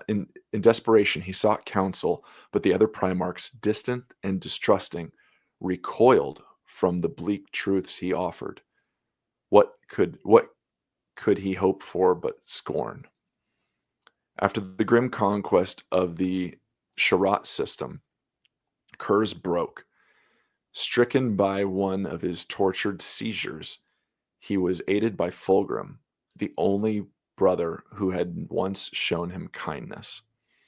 In his trembling confession, Curze unburdened himself, foretelling Nostramo's doom, the Emperor's wrath, and the oncoming civil war that would devour them all. Fulgrim, disturbed, turned to Dorn, but Dorn, immovable and inflexible, saw only treachery in Curze's warnings. The confrontation was sudden. When it ended, Dorn lay torn and bloodied on cold steel. Looming over him, cradling his head in trembling hands, was the Night Haunter, ashen, sobbing, broken.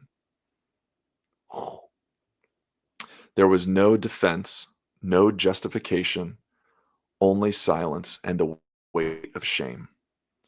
Curze was confined, a prisoner in his own fleet, while the other primarchs gathered behind closed doors to speak of punishment and judgment.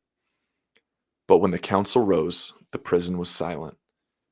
The huskarls of the Imperial fists lay mutilated guards turned corpses, red ruin marking where oaths had failed.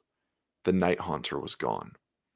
By the time pursuit was mustered, it was far too late. Curze vanished, swallowed by the warp, his sons close behind, fleeing justice they no longer feared. There's our sadness right there, man. There it is. That's when we get a lot of the bittersweet, sad moment. And I feel like this is the sympathetic part. Like if you're not a Night Lords fan based on what Sam was reading earlier, like check yourself. If you don't sympathize a little bit here with Curze, like I just don't know, man. Did your dad want to kill you there, Cord, or no? Okay. What a Good to know. segue. Yeah, I'm just like, what? Can't say that he You're did. relating to this guy that No, but I'm just your dad sent his brothers after you to kill you, and you had to fight off your brothers, and you escaped into the night and joined. It's like he can't help it. He can't help, and he tried. He even reached out to his brothers, his Primarch brothers, was like, "Look, this is what I'm seeing," and they fucking ostracized him. They treated him like he was not one of them. Well, he should have taken off the skin cape before that meeting. Yeah, true. But that's just one man's opinion. Maybe he gets it dry cleaned. We don't know. We don't know. No, but yeah, you're right. Like, man, it would suck to be him. Right from the get-go, you're haunted by visions. Like, we've all had a bad night's sleep, and just imagine your whole life of that. And all night, every time you go to sleep, now you start fearing going to sleep yourself because you're not sure what visions and horrors are going to meet you. Yeah.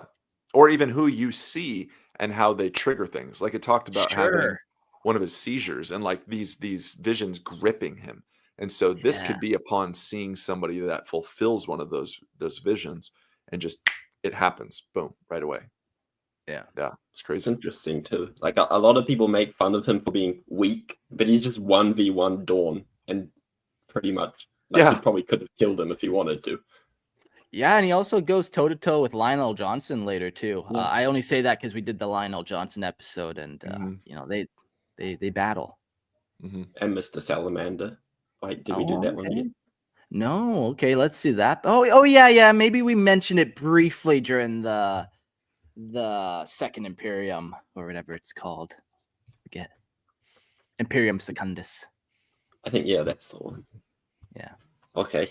My turn to do Konrad voice. I don't think I can. At times, in raptures of pain, I saw what was to occur laid out before me. In these waking dreams, I took countless lives with my bare hands, heads taking its trophies. I died again and again at the hands of my father. My sons butchered and maimed their brothers. My name was to become synonymous with dread. But most vividly and with most frequency, I saw my world pierced by a lance of purest light, splitting it, shattering it into dust. And that was Konrad Curze Revelations revealed from his personal journeys or journals. The Dark, Volume 2. Wait. So just to interject, he's got personal journals, and this is where I lose a little respect for him. Like he has no. Like I love journaling's great. I have fucking 5 journals behind this Lord of the Rings poster right now. But he calls them the Dark. It's how he feels. Like, come on, guy. Like people say Raven Guard is the evil legion. I know. Just this is a little bit Just like saying. I'm gonna call this one the Dark, and then like he runs out of room in the first one, so he's just like, this one's the Dark Volume 2. Okay. All right. The Dark returns. You just don't understand, Dad. God. Yeah. Oh, man. I think that was the last quote we had from Curze. So the official ranking, I think, is clear. Logan, number 1. Man, Court, it was a close second, honestly. Yeah. I'll let you read me to sleep, though, at night if you want. Okay. Don't lie. Sounds good. Don't lie to him. It was not close. And then Sam, Logan I reads think me to sleep, so. Sam, I think you just lose because you're a New Zealander, and Yeah. I didn't win by merit. I didn't beat you out by merit, just sheer fact that I'm not a New Zealander. Yeah. Konrad ain't no Kiwi. Yeah. Well, he left New Zealand. He knows. He probably hates it just as much as I hate Canada. Yeah, I don't have an epiphany for sheep. That's the problem. Yeah, that will do it. Not a lot Sheep to and relate with rugby. the other people. Yes. Okay, I'll get into Nostramo's death. In 984 M30 marked the final horrific collapse of the Night Lord's honor, a tragic culmination of events that forever sealed their fate. Though much is made of the drop site massacre as the first true conflict between the Emperor's primarchs, this is not entirely accurate. Long before Estevan, long before the scouring of Prospero, a dark incident unfolded, one in which a primarch turned upon his brother and inflicted grievous harm. The name of Konrad Curze, the Night Haunter, lies at the center of this incident. Hidden in the Imperial archives away from prying eyes of historians, those who know the depth of Curze's madness will find a little surprise in this revelation. This tragedy began just after the brutal Chiraut compliance campaign, a blood-soaked conflict where the Emperor's children, the Imperial Fists, and the Night Lords were dispatched to subjugate a stubborn holdout of humanity. All 3 primarchs were present, an unsettling rarity in those days of a relentless war. The discord between Rogel Dawn and Konrad Curze was palpable. The former rigid discipline clashing violently with the latter's savage brutality. By the end of the campaign, Curze's merciless methods had brought this strained alliance to a breaking point. The Night Lords had long been scorned by other legions for their violent ways, and Curze was no stranger to the haunted visions of doom that plagued his tormented mind. He saw only ruin, the galaxy shattered, his sons reduced to soulless killers with no higher purpose. His soul, once a flicker of something nobler, had long since been consumed by despair and the relentless whisper of an inevitable betrayal. When news reached him that Nostramo, his home world, had fallen back into chaos, Curze attempted to confide in his brothers. But they were strangers to him, distant and indifferent to his torment. Isolated in his grief, Curze could not share their joy of camaraderie. Instead, he was assailed by convulsions of prophetic visions, dark glimpses of his death, of endless wars against his own kin, battles without meaning. He spoke of none of this, only hinting at this suffocating darkness within him. This sense of isolation morphed into deep paranoia, and the rift between Curze and his fellow primarchs only widened. After the campaign's bloody conclusion, Curze turned to his mentor Filgrim, hoping for solace, but the Emperor's children's primarch shock only drove him to further desperation. He spoke of terrible visions, of the fate that awaited them all, and soon the already fractured relationship between Curze and Dawn shattered. What followed was a confrontation so violent that Dawn was left severely wounded, while Curze's own bodyguards were slaughtered to a man. The witness swore silence, but the damage had been done. Curze was placed under guard, his fate to be decided by his brothers. Yet, in a final act of defiance, the Night Haunter broke free. Leaving only corpses in his wake, blood had been spilled, a rift torn in the fragile semblance of unity between the legions. Once free, Curze made his way to Nostramo, the world he had once sought to protect. There, he fulfilled a vision of destruction. With a single grim command, the Night Lords unleashed their fury, bombarding their homeworld until its very core collapsed. Imperial pursuit ships arrived too late to witness the annihilation, their crews only able to watch as the Night Lords' ships unleashed their deadly payload into the scar left by Curze's earlier arrival. Nostramo's death was swift and final, the planet torn asunder by the very forces that once protected it. In that moment, the Night Lords lost their final tether to any sense of restraint. Some claim Curze's destruction of his world was an act of defiance, a statement against his brothers who had long disapproved of his methods. But if this was more than that, it was a death knell of a soul already beyond salvation. After Nostramo's fall, the accounts of Curze's actions diverged. One version holds that he and the Night Lords returned to Terra, where the Emperor reprimanded them for their brutality, the final straw between the exterminatus of Nostramo. Curze's justification was simple. His world had fallen back into corruption, and he had only acted as the Imperium had always demanded, enforcing order through terror. He accused the Emperor of hypocrisy, condemning him for the very actions that had once been praised in the name of the Great Crusade. Another version tells a different tale, one where Curze and his legion vanished into the dark corners of the galaxy, never to return to Terra. The rebellion went unnoticed by the wider Imperium, and Curze continued his bloody crusade, slipping into the dark places beyond the known stars, where the Emperor's name was little more than a fading echo. There were no fleets sent to pursue him, no condemnation from the Council. Instead, the Imperium ignored him, cutting off supplies to the Night Lords, effectively exiling them from the Great Crusade's vanguard.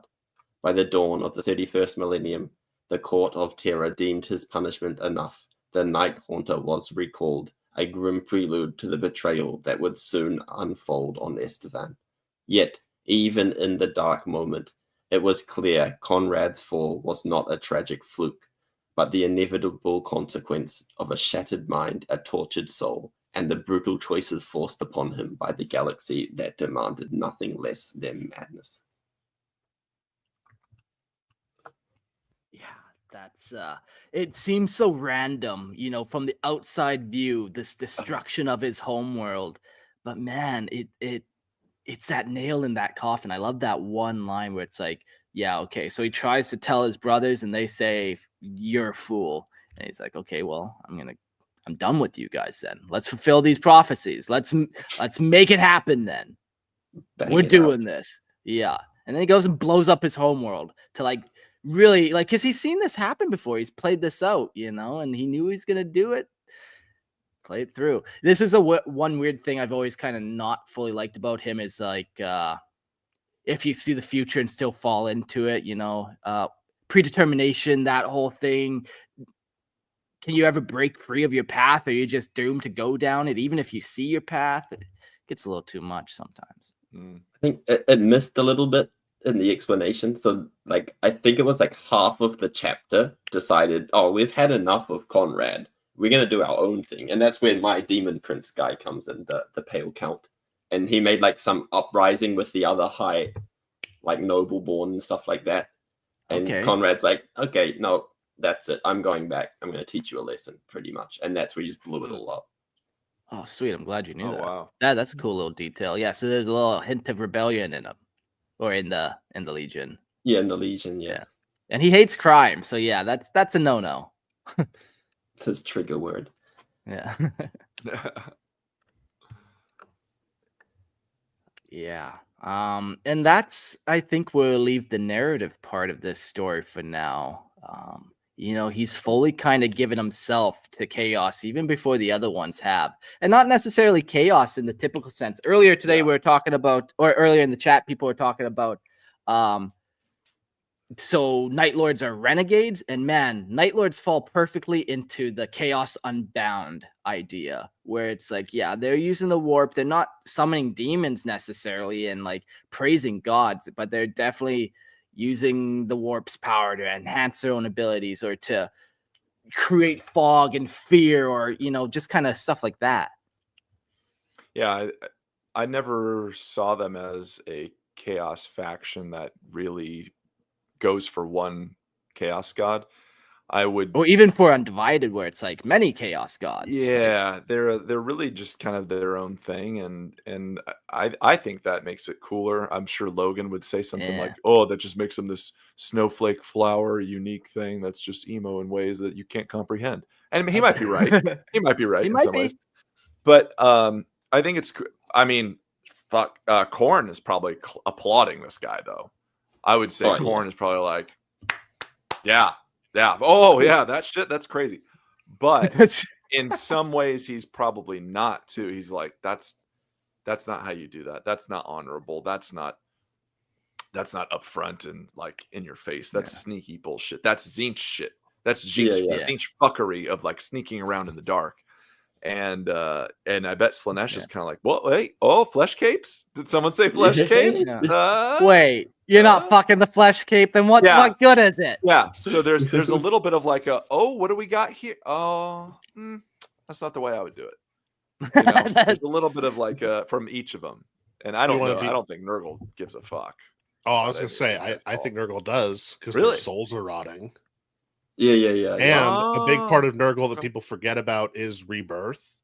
Granted, it's usually a twisted rebirth, but he forced Nostramo to be reborn into a peaceful world. Granted, it was peace through violence. That's a metaphorical rebirth, though. That's not like life itself, right? Well, does Khorne care from which the blood flows? Does Nurgle care from where the rebirth comes?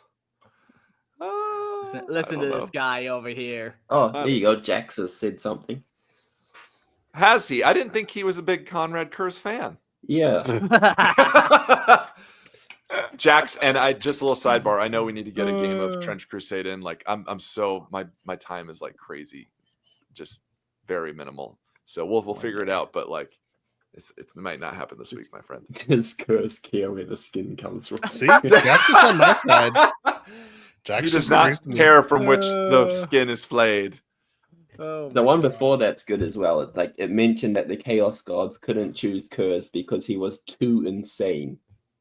Well, okay, so maybe does he maybe fall into the malice kind of god concept or not quite? Because that's more just like but he has a purpose for doing it as well, I guess, which is very clear purpose. Like there's a very clear moral lines he has. They're not good.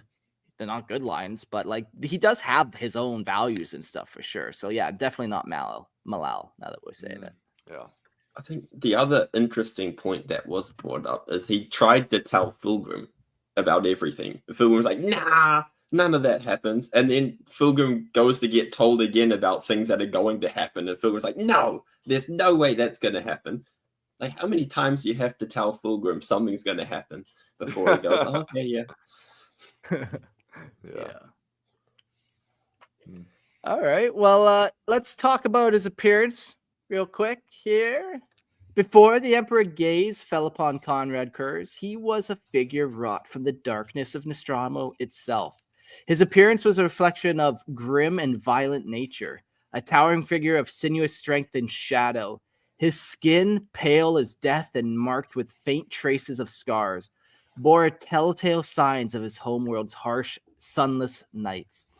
His eyes, unsettling deep, set and pale, gleamed with unnatural intensity, as if the horrors of the universe would lay bare before them. Long dark hair cascaded like a blackened river down his back, unkempt, reflecting his tormented mind. He dressed simply in somber robes of his people, worn with the weight of 1,000 burdens, those of the world that had shaped him into a creature of relentless vengeance, forever at odds with the light of the Emperor's dream. After the Emperor's intervention, Curze's appearance became a ghastly mockery of his former self, his very being contorted by the weight of his visions and unrelenting torment of his fractured mind. Unarmored, he stood as a broken vessel, his once imposing figure now haunched, with his body gaunt as if he'd been starved by unholy revelations. His eyes became darker, almost black, their gleam now one with madness, reflecting his twisted premonitions that plagued his every thought. His once long, untamed hair was now streaked with silver, a sign of years spent burdened by the horrors of his visions. His face, once a striking portrait of a warlord, now appeared hollow, as if drained by the very essence of despair, and the lines of age and suffering etched deeply into his features. When Curze donned his armor, he became an unstoppable force of destruction, a living nightmare clad in ceramite and warplate. His armor, marked with jagged lines of the Legion's insignia, seemed more a reflection of his mind than his body, twisted and contorted into sharp, brutal shapes with edges that could cleave through anything in their path. His once pale face was now obscured with a nightmarish helmet, a grim visage of a monster with sharp angles and a mouthguard resembling jagged grin, frozen in an eternal snarl of fury. The light of the Emperor's grace no longer touched him, his armor instead a symbol of terror he had become.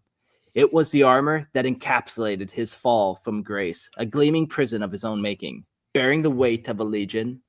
That was both his weapon and his curse. Whew. Yay. Fun guy for sure. Yeah, you can tell a lot about a person just by the way they look. Like how's your hair? Are you clean kempt or yeah?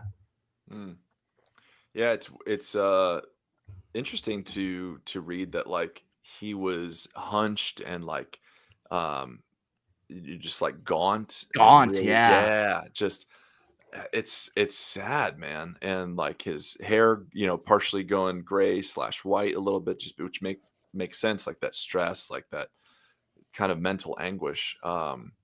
He was probably a very tough primarch to look at. Like you look at Dorn. Dorn is just like the most chiseled, handsome, dude that you could like aspire to be. You're like that he's guy. a man's man. Yeah. For sure. And then you look at Konrad and you're just like, oh my gosh, like this is terrifying. This is horrific. Yeah, we hear that like, you meet Horus and the humans are speechless and they fall to their knees. Like, very opposite reaction. And going back to what we said earlier, picture this description is what's killing a bunch of people in the middle of the night. And you're hearing about that. Yeah. Now we've got a better description. That is what's killing people in the middle of the night. And you're like, I don't need to steal tonight. I'm good. I'm good. And he can't help it, man. He can't help the way he looks. And he's tried to reach out to his brothers and they don't want to talk to him. It's just sad. I've been watching so much Dexter that when you said he can't help it, I'm like, he couldn't help it. He had to kill people. Oh, how he looks. Yeah. Oh, here we go, killing again. That's that meme thing. Oh boy, here I go killing again. Well, just a quick side note, I suppose. If anyone's suffering depression, come reach out. Like we make jokes about this shit, but like it's a serious thing. Yeah, reach out to me, man. I know lots of people have said to me before, like you brought me out of a dark time. It's sad, man. That's the sad part. He reached out to his brothers who should have been there for him, and they weren't. They left him. We wouldn't let our battle brothers down like that, though. So reach out if you need a hand with anything. 100%. Yep. Up next, we got his personality. That's a segue, but yeah, I know. I was like, I don't know how you want to transition this, but going into his personality for this first paragraph, if you have two devices, go ahead and pull up the Dark Knight main theme by Hans Zimmer because it kind of fits with what I'm about to read. That's my old boss. You worked for Hans Zimmer? We'll save that for the podcast where you get to know people. Lore of the Lore Masters. He collects God teeth. damn. He worked for Hans Zimmer, and he's afraid of snakes. Like this guy. Yeah. And he's 6'11". Might as well be. All right. Oh, cool. Before his encounter with the Emperor, Konrad Curze's personality was defined by an unrelenting obsession with justice, hence why I listen to Batman music now, but one twisted and warped by the harsh realities of Nostramo. He was a man driven by a need to see the truth of the galaxy, but that truth was often a brutal, painful vision of what humanity truly was. He was fierce and unyielding, believing that only through terror, violence, and unrelenting punishment could the galaxy be brought into line. He was a man without mercy, yet deeply haunted by his own actions, constantly torn between his desire for justice and the terrifying prophetic visions of the galaxy's dark future. He saw the world as something doomed, a place in desperate need of a brutal reckoning. And he was the one who could bring it about, whether the Emperor willed it or not.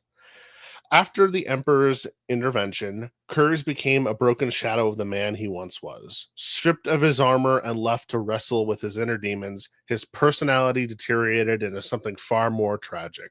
He became increasingly withdrawn, consumed by his own madness, and haunted by the visions of the inevitable betrayal and destruction that awaited him and his legion. His mind fractured, plagued by a deep depression and a profound sense of isolation. He no longer sought the approval of others, nor did he care for the opinions of his fellow primarchs. He had become a tortured soul, perpetually drowning in an ocean of despair. His dark humor, once a weapon in his arsenal, had turned into a grim form of self-loathing. His words are often laced with bitterness and regret.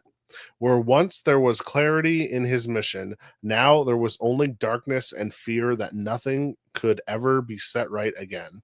Clad in his battle armor once more, Curze's personality had become a terrifying reflection of his inner turmoil. He was no longer the driven warrior seeking justice, but a force of nature imbued with a terrifying sense of inevitability. His need for vengeance and punishment became more pronounced, yet it was now coupled with a grim resignation. He no longer cared about winning favor or securing victory.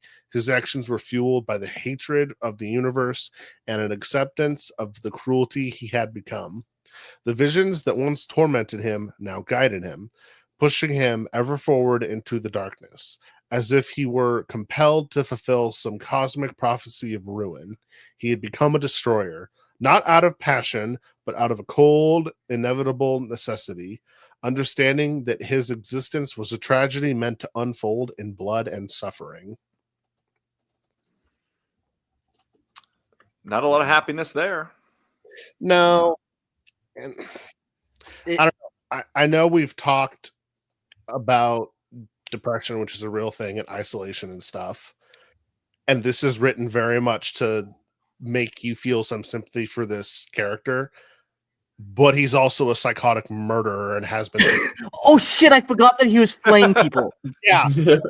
Thank you for the reminder. Yeah, this is super honest. tragic. He was literally flaying people because he didn't like how they were treating other people. Like it's. Oh man. And people like Dexter, the serial killer. Why can't you like Cruz? I'm like, it's a little different. That's not a one-to-one comparison. He just like, oh yeah, I want to make justice my way. I'm going to kill all these people. Not just kill, horrifically kill, torture, make them suffer to prove a point.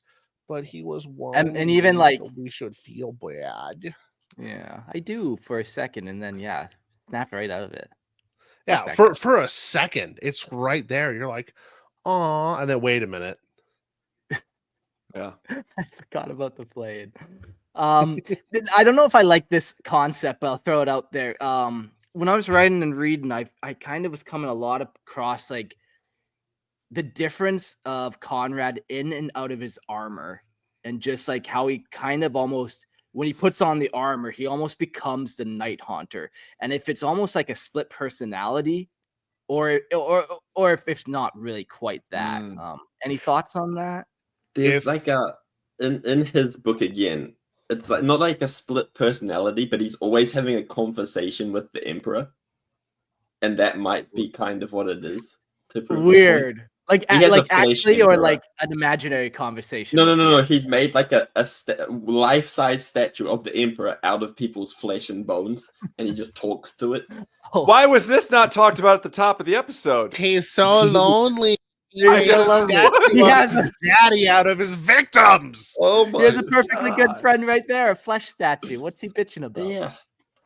I was going to say it kind of reminds me of another parallel between him and Batman, because in the bat suit, that's who Bruce Wayne really is Batman. When he's out at his faking, when Curze is in his armor, he's the Night Haunt. He's the Primarch of the Night Lords. He's this mass killing machine. Out of it, he's still a killing machine, but it's like, oh, this isn't who I am. I'm so sad. Yeah, so that's maybe the better way to frame it than a split personality. It's like, it's just different versions of himself. I wonder then which version of himself he likes more. Like, does he become the Night Haunter and he's happy and he's savage and laughing, or does he hate that part of him? I'm pretty sure he hates both of them.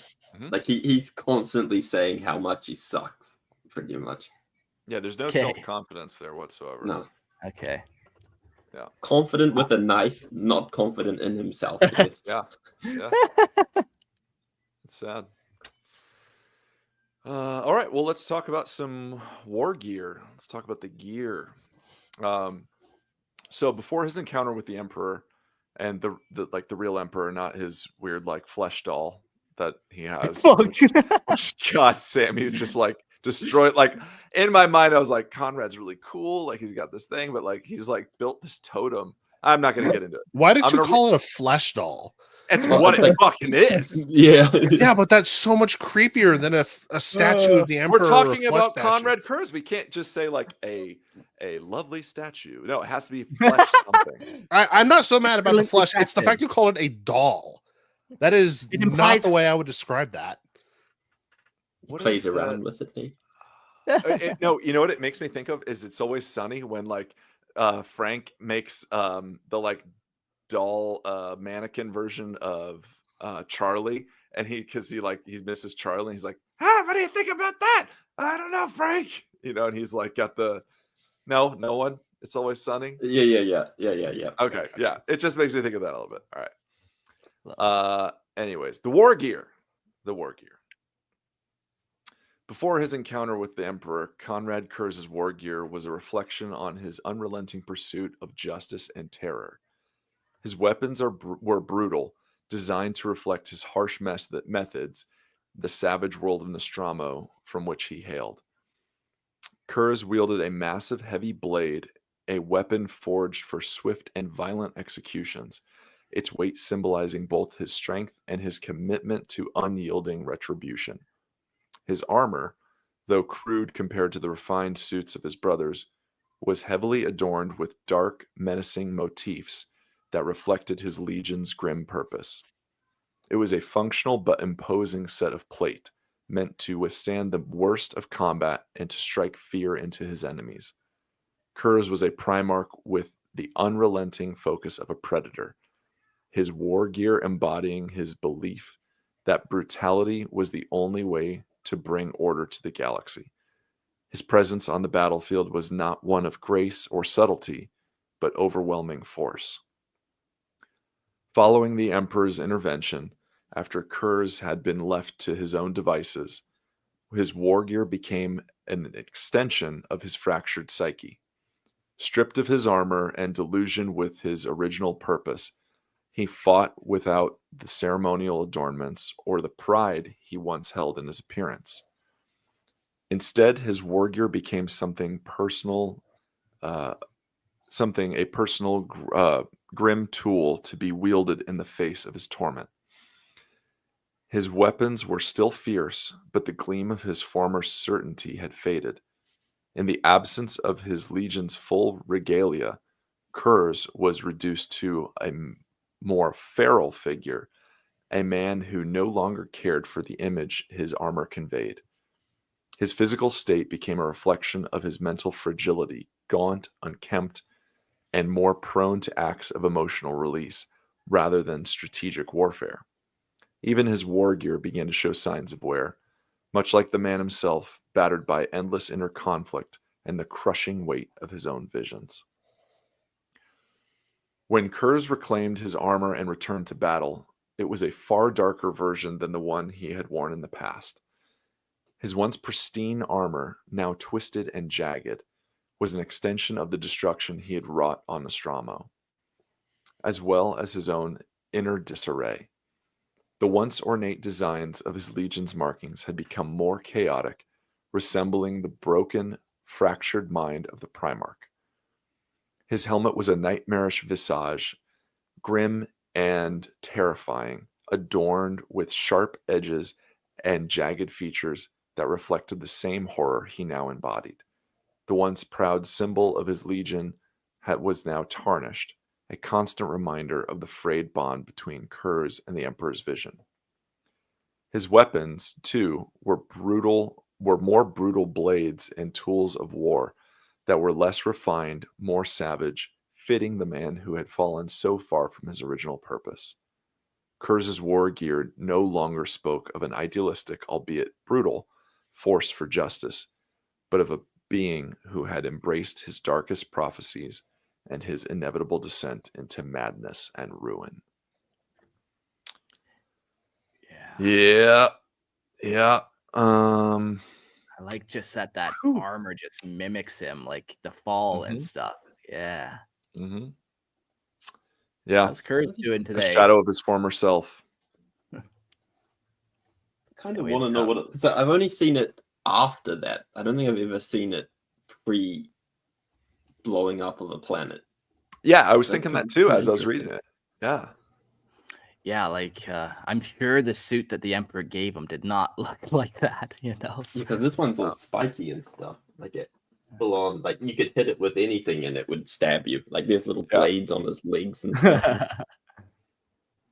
Yeah, and there was probably definitely a sense of pride that he has once he was, I'm going to heavily air quote here, saved by the Emperor and brought home, air quotes, in wearing something that made him part of something greater. And so adorning that armor that he had of the 8th Legion and finding his, brothers, these are all big, heavy air quotes here, but, and then him being stripped of that and then like adorning new armor that is just like Sam showed, horrific, jagged, monstrous.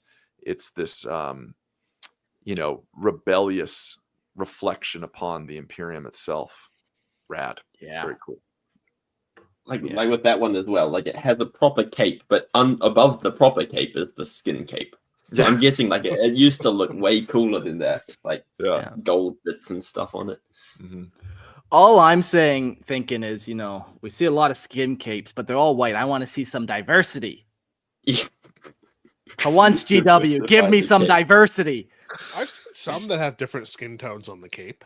Oh, good for them. Okay. Gosh. Yeah, I'm gonna go look for them. What are you doing? Oh, I'm looking for different skin tones on the flesh capes of GW. That's a weird Google search for sure. You go down that road. No, Peter up. If you watch my Just YouTube jokes, channel, everyone. I was gonna say, if you watch my YouTube channel, it's not the weirdest thing I've been searching. It's true. Yikes. Okay. We'll get on to the other cool part of his armor, the Nightmare Mantle. Yeah.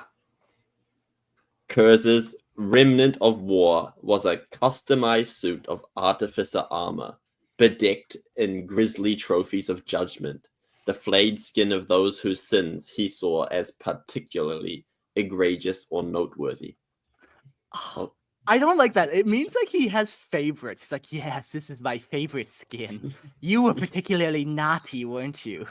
What? The sad boy can't have his favorite skin? Yeah, his bedtime Fortnite in real skin life. cape. Is it pulling you out of the tragic story for him to keep his favorite skin? I'm surprised we haven't made the connection tonight with him and Buffalo Bill from Silence of the Lambs. Oh yes. That's Come who I on. picture every time he does his accent, Logan. There. Oh, That was a really? good one. It puts the Yeah. lotion on its skin, Would you or fuck else me? it doesn't get to be part of the Patreon for Lorehammer again. Yes, yes. Oh, delightfully. Okay, we'll talk about his weapons now. Mercy and forgiveness. This pair of murderous, artificer-forged lightning claws, known in origin, of unknown origin, which Curze favored as his personal melee weapons, were given the doleful names Mercy and Forgiveness by the Night Lords. Though what their wielder actually used named them, if anything, remains, as with so much about their master, unknown. And lastly, the Widowmakers. Here we go. Based on the micro-serrated throwing blades utilized for signature kills by certain Nostraman assassin cults, Curze favored the use of these vicious yet highly precise daggers over more conventional firearms in battle, using them to disable and maim as he willed. This guy's just running around checking knives in the war zone. He's like, better than a pistol. Somebody disagrees with him, knife chuck. And no one disagreed again. Because it's hard to find ammo when you're just walking around stabbing people. That is the one thing that's always blown my mind about 40K and why I understand the use of melee weapons in a giant battle. It's like those bolter rounds are huge. You cannot carry that many on your person. Therefore, CQB is clearly the solution. That and more room for skin capes. True. Yes. Speaking of skin capes, I found the model that I was thinking of. So the current Archon model on GW's workshop has multiple skin tones from light to darker ones on it, Yes. including a face. There's an actual face on this model.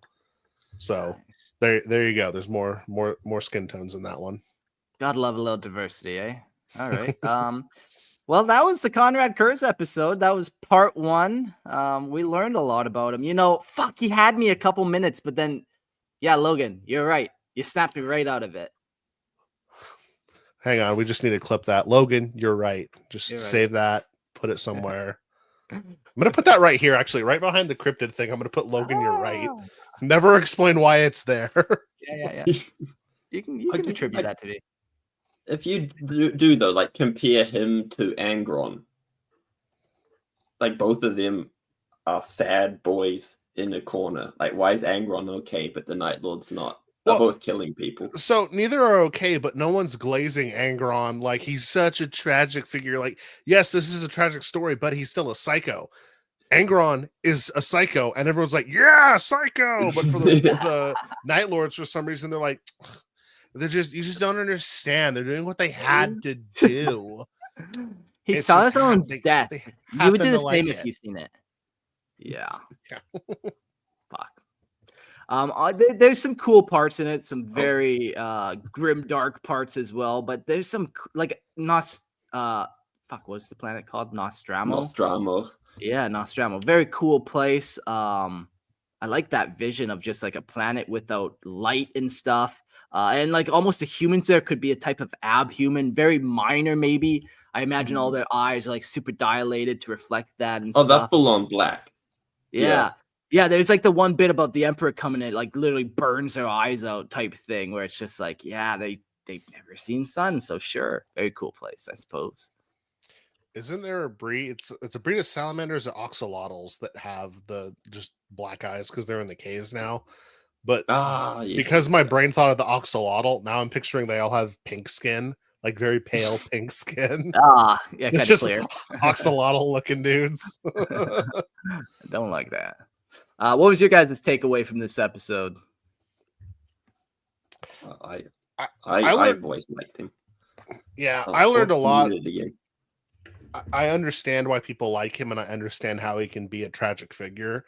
So I respect that, but I still think my Nickelodeon villain jokes stand, and it hasn't really moved the needle for me on how I feel about him. Cool though, I cannot deny he is a cool character. Love the character, Little corny. If you boil it down, it's a little corny. I think you'd like Sevatar more. Sevatar's really cool. It's like their first champion or captain or something. Okay. I think I've seen some stories about him, and I remember, like, I want to read the Night Lord books. I know they're good. I haven't gotten around to them. I think, like, because he's called, like, the Lord of Crows, which is another really cool. So sick. So sick. And they got the Pale Count, which is another cool name. Yeah, they're cool. I like their, I'm gonna say vampire, like, it's not totally vampiric, but I like their vampiric aesthetic better than the Blood Angels, because this is more what I think of when I think of vampires, as opposed to the Blood Angels kind of, we're pretty. Yeah. Yeah, it's like Nosferatu vampires versus Twilight vampires. Yeah. One's dark and one's gay. I mean, I think I told the story when we did the Lehman Russ episode, but that's how I came into the hobby, was kind of in the middle of the Team Jacob, Team Edward fight, and that's all I heard at the hobby store was Space Wolves are furries and Team Jacob, and the vampire dudes are Team Edward, and it was all nonsense. It was a great time to be alive. Excellent time to be alive. Excellent time to be alive. 10/10 would recommend being alive. Like, I think because when I was like really, really into going and playing games, I started with like I think it was just regular Space Wolves, and then everyone made fun of me. Like, fine, I'll go to Blood Angels then, and then everyone made fun of me for that. And then Night Lords, and it's the same thing. Just can't get a break. At least it's not Tau though. There's no Legion you can play where people will respect you for anything. I think the only one that I've never heard anyone really make fun of is like the Crimson Fists. And I don't know why, but people are like, oh, Crimson Fists, cool. And they just move on. Everyone else, they have a joke for. Flesh Terrors are cool too. Flesh Terrors are cool. It's a cool name too. Flesh Terrors. Sith. And they're loyalist. Let's go. Yeah. Borderline. Yeah, it would be a weird feast, those guys, to attend with them. I wouldn't want to invite. They start calling you Horus in the middle of it. You're like, oh, new mic. Yeah, Court, something happened in his end game here. Still nothing. So if he jumps in randomly, but we'll try to sort it out. Man, and just when I was looking forward to hearing what you had to say about this episode, but his opinion is so controversial. StreamYard is just like, no, cut it. And like, cut his mic. What's worse is like we got to figure out what this 4 question mark is in the notes that I have. No. All right, the live stream stays on. This is now a marathon. Until it's a marathon. 24 hours. Oh man! I'll call out of work. My boss isn't here this week. Let's go, and I'm gonna send her the clip later. Let's go. Right. I'm not wearing a diaper, but I'll make sacrifices. Let's go. I'm not wearing a diaper, but I'll make sacrifices. You just blame it on the kid. That's what having kids is good. Wasn't me. Yeah. I can just see your wife like, what happened? Oh, our 7-month daughter took a man-sized dump in my chair. In my chair in a separate house. Yeah, in a separate house. She walked. It was a miracle. I've never seen, but she walked in. I was so excited. I got up. She climbed in my chair to give me a hug. And she just took a dump, and I didn't see it, so I sat in it, and that's why I'm all messy. It was so bad, it's what happened, babe. It's what happened. I think they call it a diaper blowout, but I had it all over me. Yeah. Well, this is one way to kill time while waiting for Court. That's for sure. I got another way though. We could do our end notes real quick, and then we'll still wait for him because I definitely got to know what the fuck. Yeah, what the fuck? The suspense is killing me. Snake. I think it was. Yeah. First end note, Lorehammer Listen to Lore podcast. Come check me out. I read your homebrew lore. I haven't recorded in so long. I do too many Lorehammer main episodes, but like I've said many times, that show's not over till I hit 500, and we'll get there one day. Yeah, and if you think I'm funny, and somebody does, come check me out on YouTube at Hydra Thoughts. I've got a series about cryptids in America, which will probably go international at some point. Videos about some mysteries that are going on, and some history stuff. So come on, check me out. Like, subscribe, comment. Have a good time. Yeah. We were talking just earlier today, me and you, about just calling guests and sharing spooky stories or something. Yeah. It's growing at a decent pace. When we get up to certain milestones, that's definitely something I want to do. Is probably drop something in the Discord because I see you guys in there a lot, and just have people on and chat with them about stories and stuff they've had happen to them. The world is a weird place, man, and like, yikes. It really is. I mean, even one of my subscribers, because I did one about Nebraska, and he told a story about when he was in Nebraska.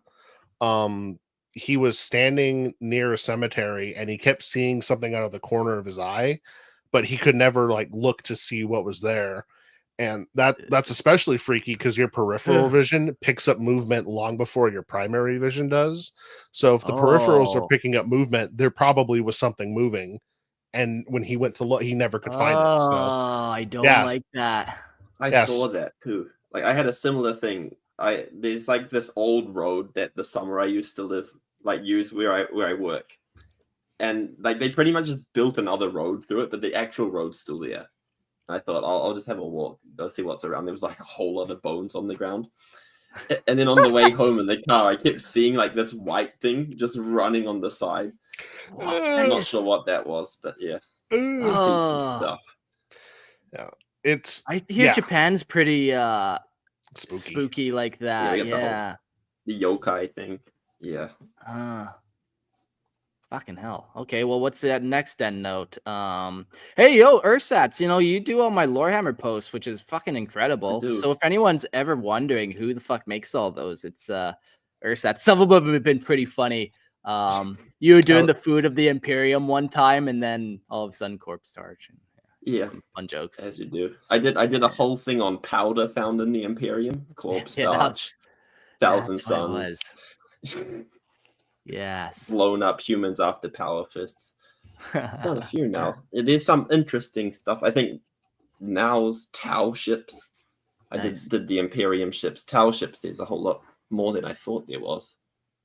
I've always liked just like the one paragraph teasers that GW kind of makes, or kind of you find them in codexes or little lore blurbs that they're perfectly summarized. And yeah, you do a good job of making your own. Thank you. Yeah, I try to make as well, like having the photos from those old codexes as well, because now like fifth edition, 4th, 3rd, you can find all the PDFs pretty easy. It's good bit of fun looking through that. Yeah, for sure.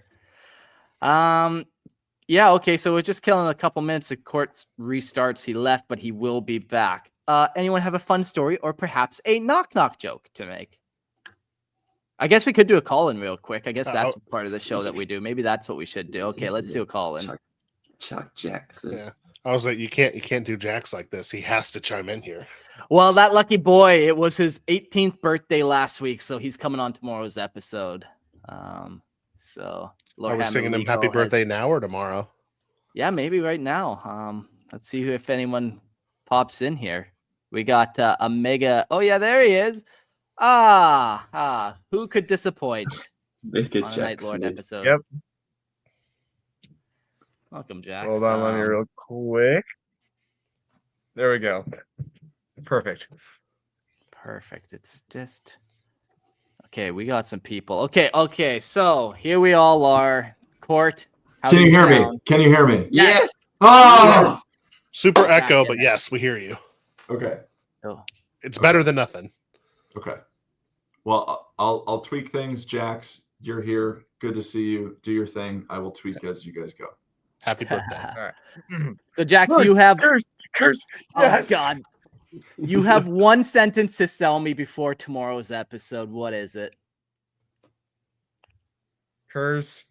He's a misunderstood guy, but at the end of the day, he's a psychopath, and everybody loves a psychopath. Everyone likes the bad boy. Okay. Yeah. Why can't I ever get a chance with the girls? That hair flip. God damn. He's got it down. Yeah, see, for the Patreon people, you can watch me flip my gorgeous hair. Yeah, fucking. Improve points. Does he scalp? Because, man, I think he'd like to scalp you, that Curze guy. Yeah, I start punctuating sentences with the hair flip. Beautiful. He likes skin, but I don't know if he collects here. People's here. That could be Gosh, something. Dad, I'm so misunderstood. Oh. Fuck. Hang on. It's long enough. I can also do the emo hair. It's just annoying. And my wife hates it, but there we go. Oh yeah, that's my parts kind of ruin it for me because I had it parted before. But hang on. See, audio listeners, you can see me go. What's up? Yikes! That is a way to live. Yeah, no, I don't. Yikes! You don't understand me. So what? You're gonna go start flaying people or something because you got a bad haircut? Is that your excuse now? This haircut's peak. I don't know what you're talking about. You That voice don't understand me. I hate makes it. me want to kill you. Makes me want to flay you. Me too. Oh my goodness. All right. Well, Jax, anything else? There's other call-ins we'll get to, I think. One other one.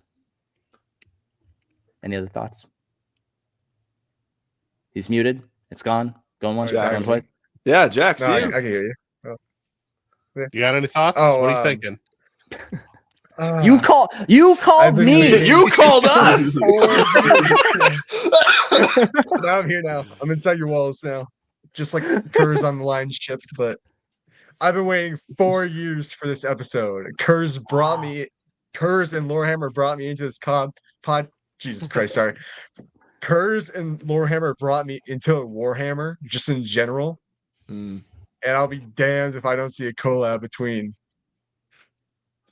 these finally great characters of you guys and a psychopath. Yeah, I was cringing a couple times. I enjoyed a couple parts, some fun jokes. Well, while we have Jax, let me do the big reveal because I was so pissed that my mic cut out. And what it was actually my Digio 3 interface. So guys, at the top of the episode, and Jax, you're here for this too. I predicted, this was my Konrad Curze visionary foresight. Oh, the vision. Okay. I predicted 4 times that this would happen in the episode. But in fact, it happened 6.5. Okay. Now the 0.5 is because it was self-acknowledgement. But here's what happened. At the top of this episode, I was like, someone is going to fuck up multiple times and say Konrad Curze. Someone's going to say Curze multiple times, and it's not Curze, because every time someone's like Konrad Curze, I'm like, that's not it.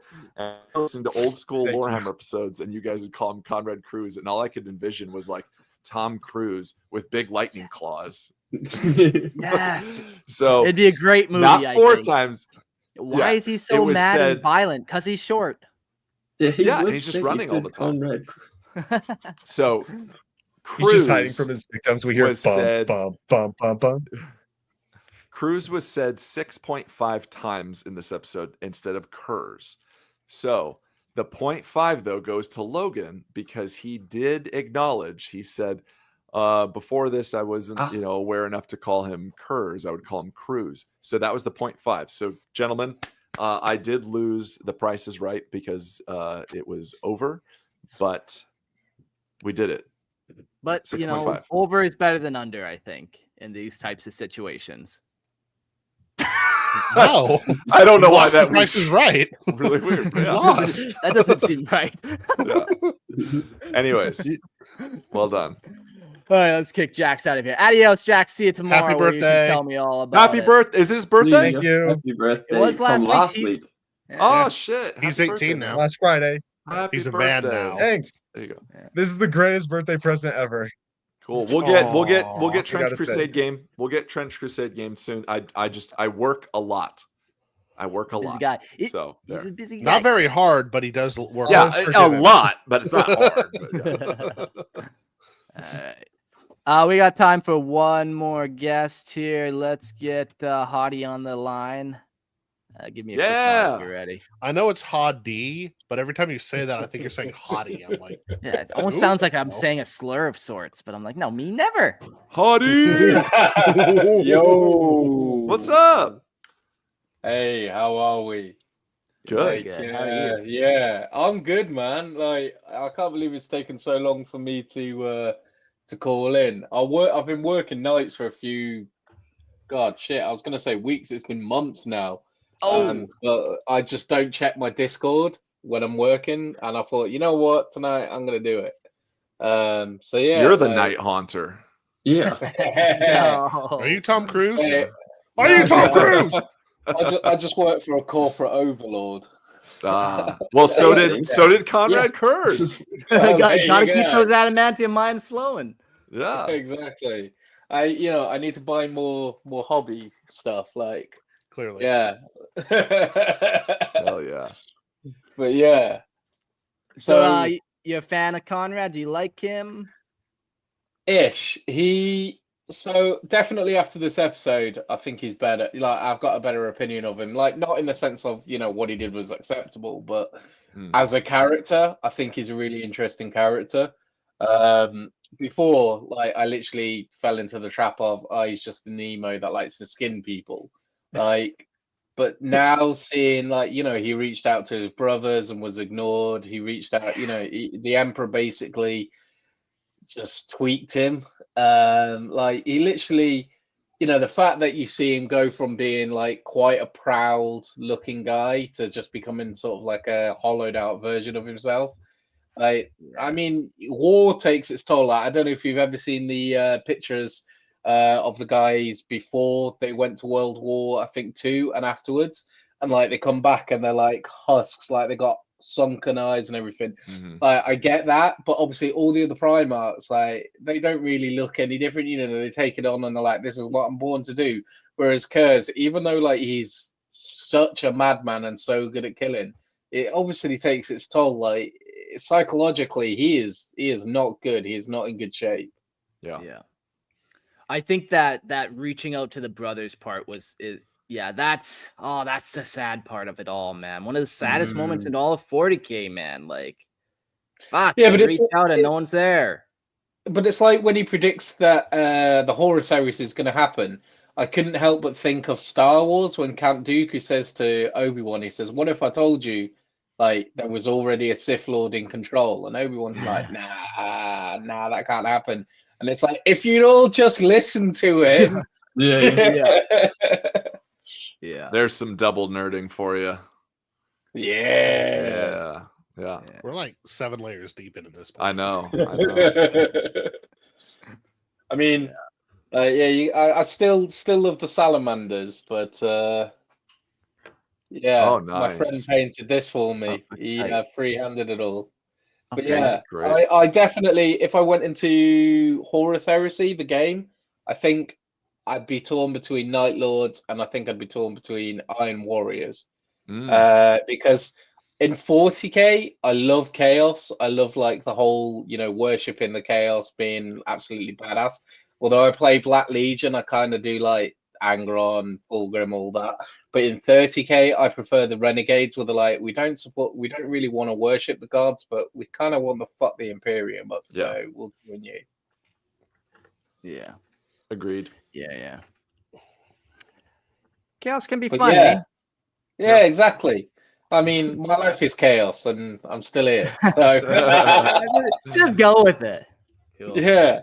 I have one more thing to say before I drop. Like, please. I am so glad I signed up to the Patreon, and I ask everyone else to, who listens, just chuck you a couple of bucks, because if it means I get more content, then I'm happy. It keeps me going throughout the night when I work from home, so I literally it's silent all night. I go out for a fag and I can just hear like foxes and birds and stuff, and it's like completely silent. So having you guys playing in the background, if that means I get more content, I'm more than happy to pay.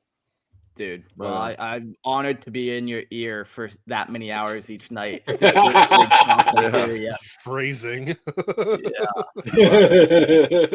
Very cool. I always think about if everyone just gives $1, man, strap me in. 10 episodes a week, 20. What do you want from me? No, is this your full-time job now? I run an Airbnb. I hustle electrician jobs when I want. Dances on the side. Yeah, I'm an entrepreneur. I just make money however I can. Feet pics. Yeah, man. But no, I have not had a conventional job in many years, thankfully, because of the support of this show. I've been incredibly blessed because of that. That's the dream.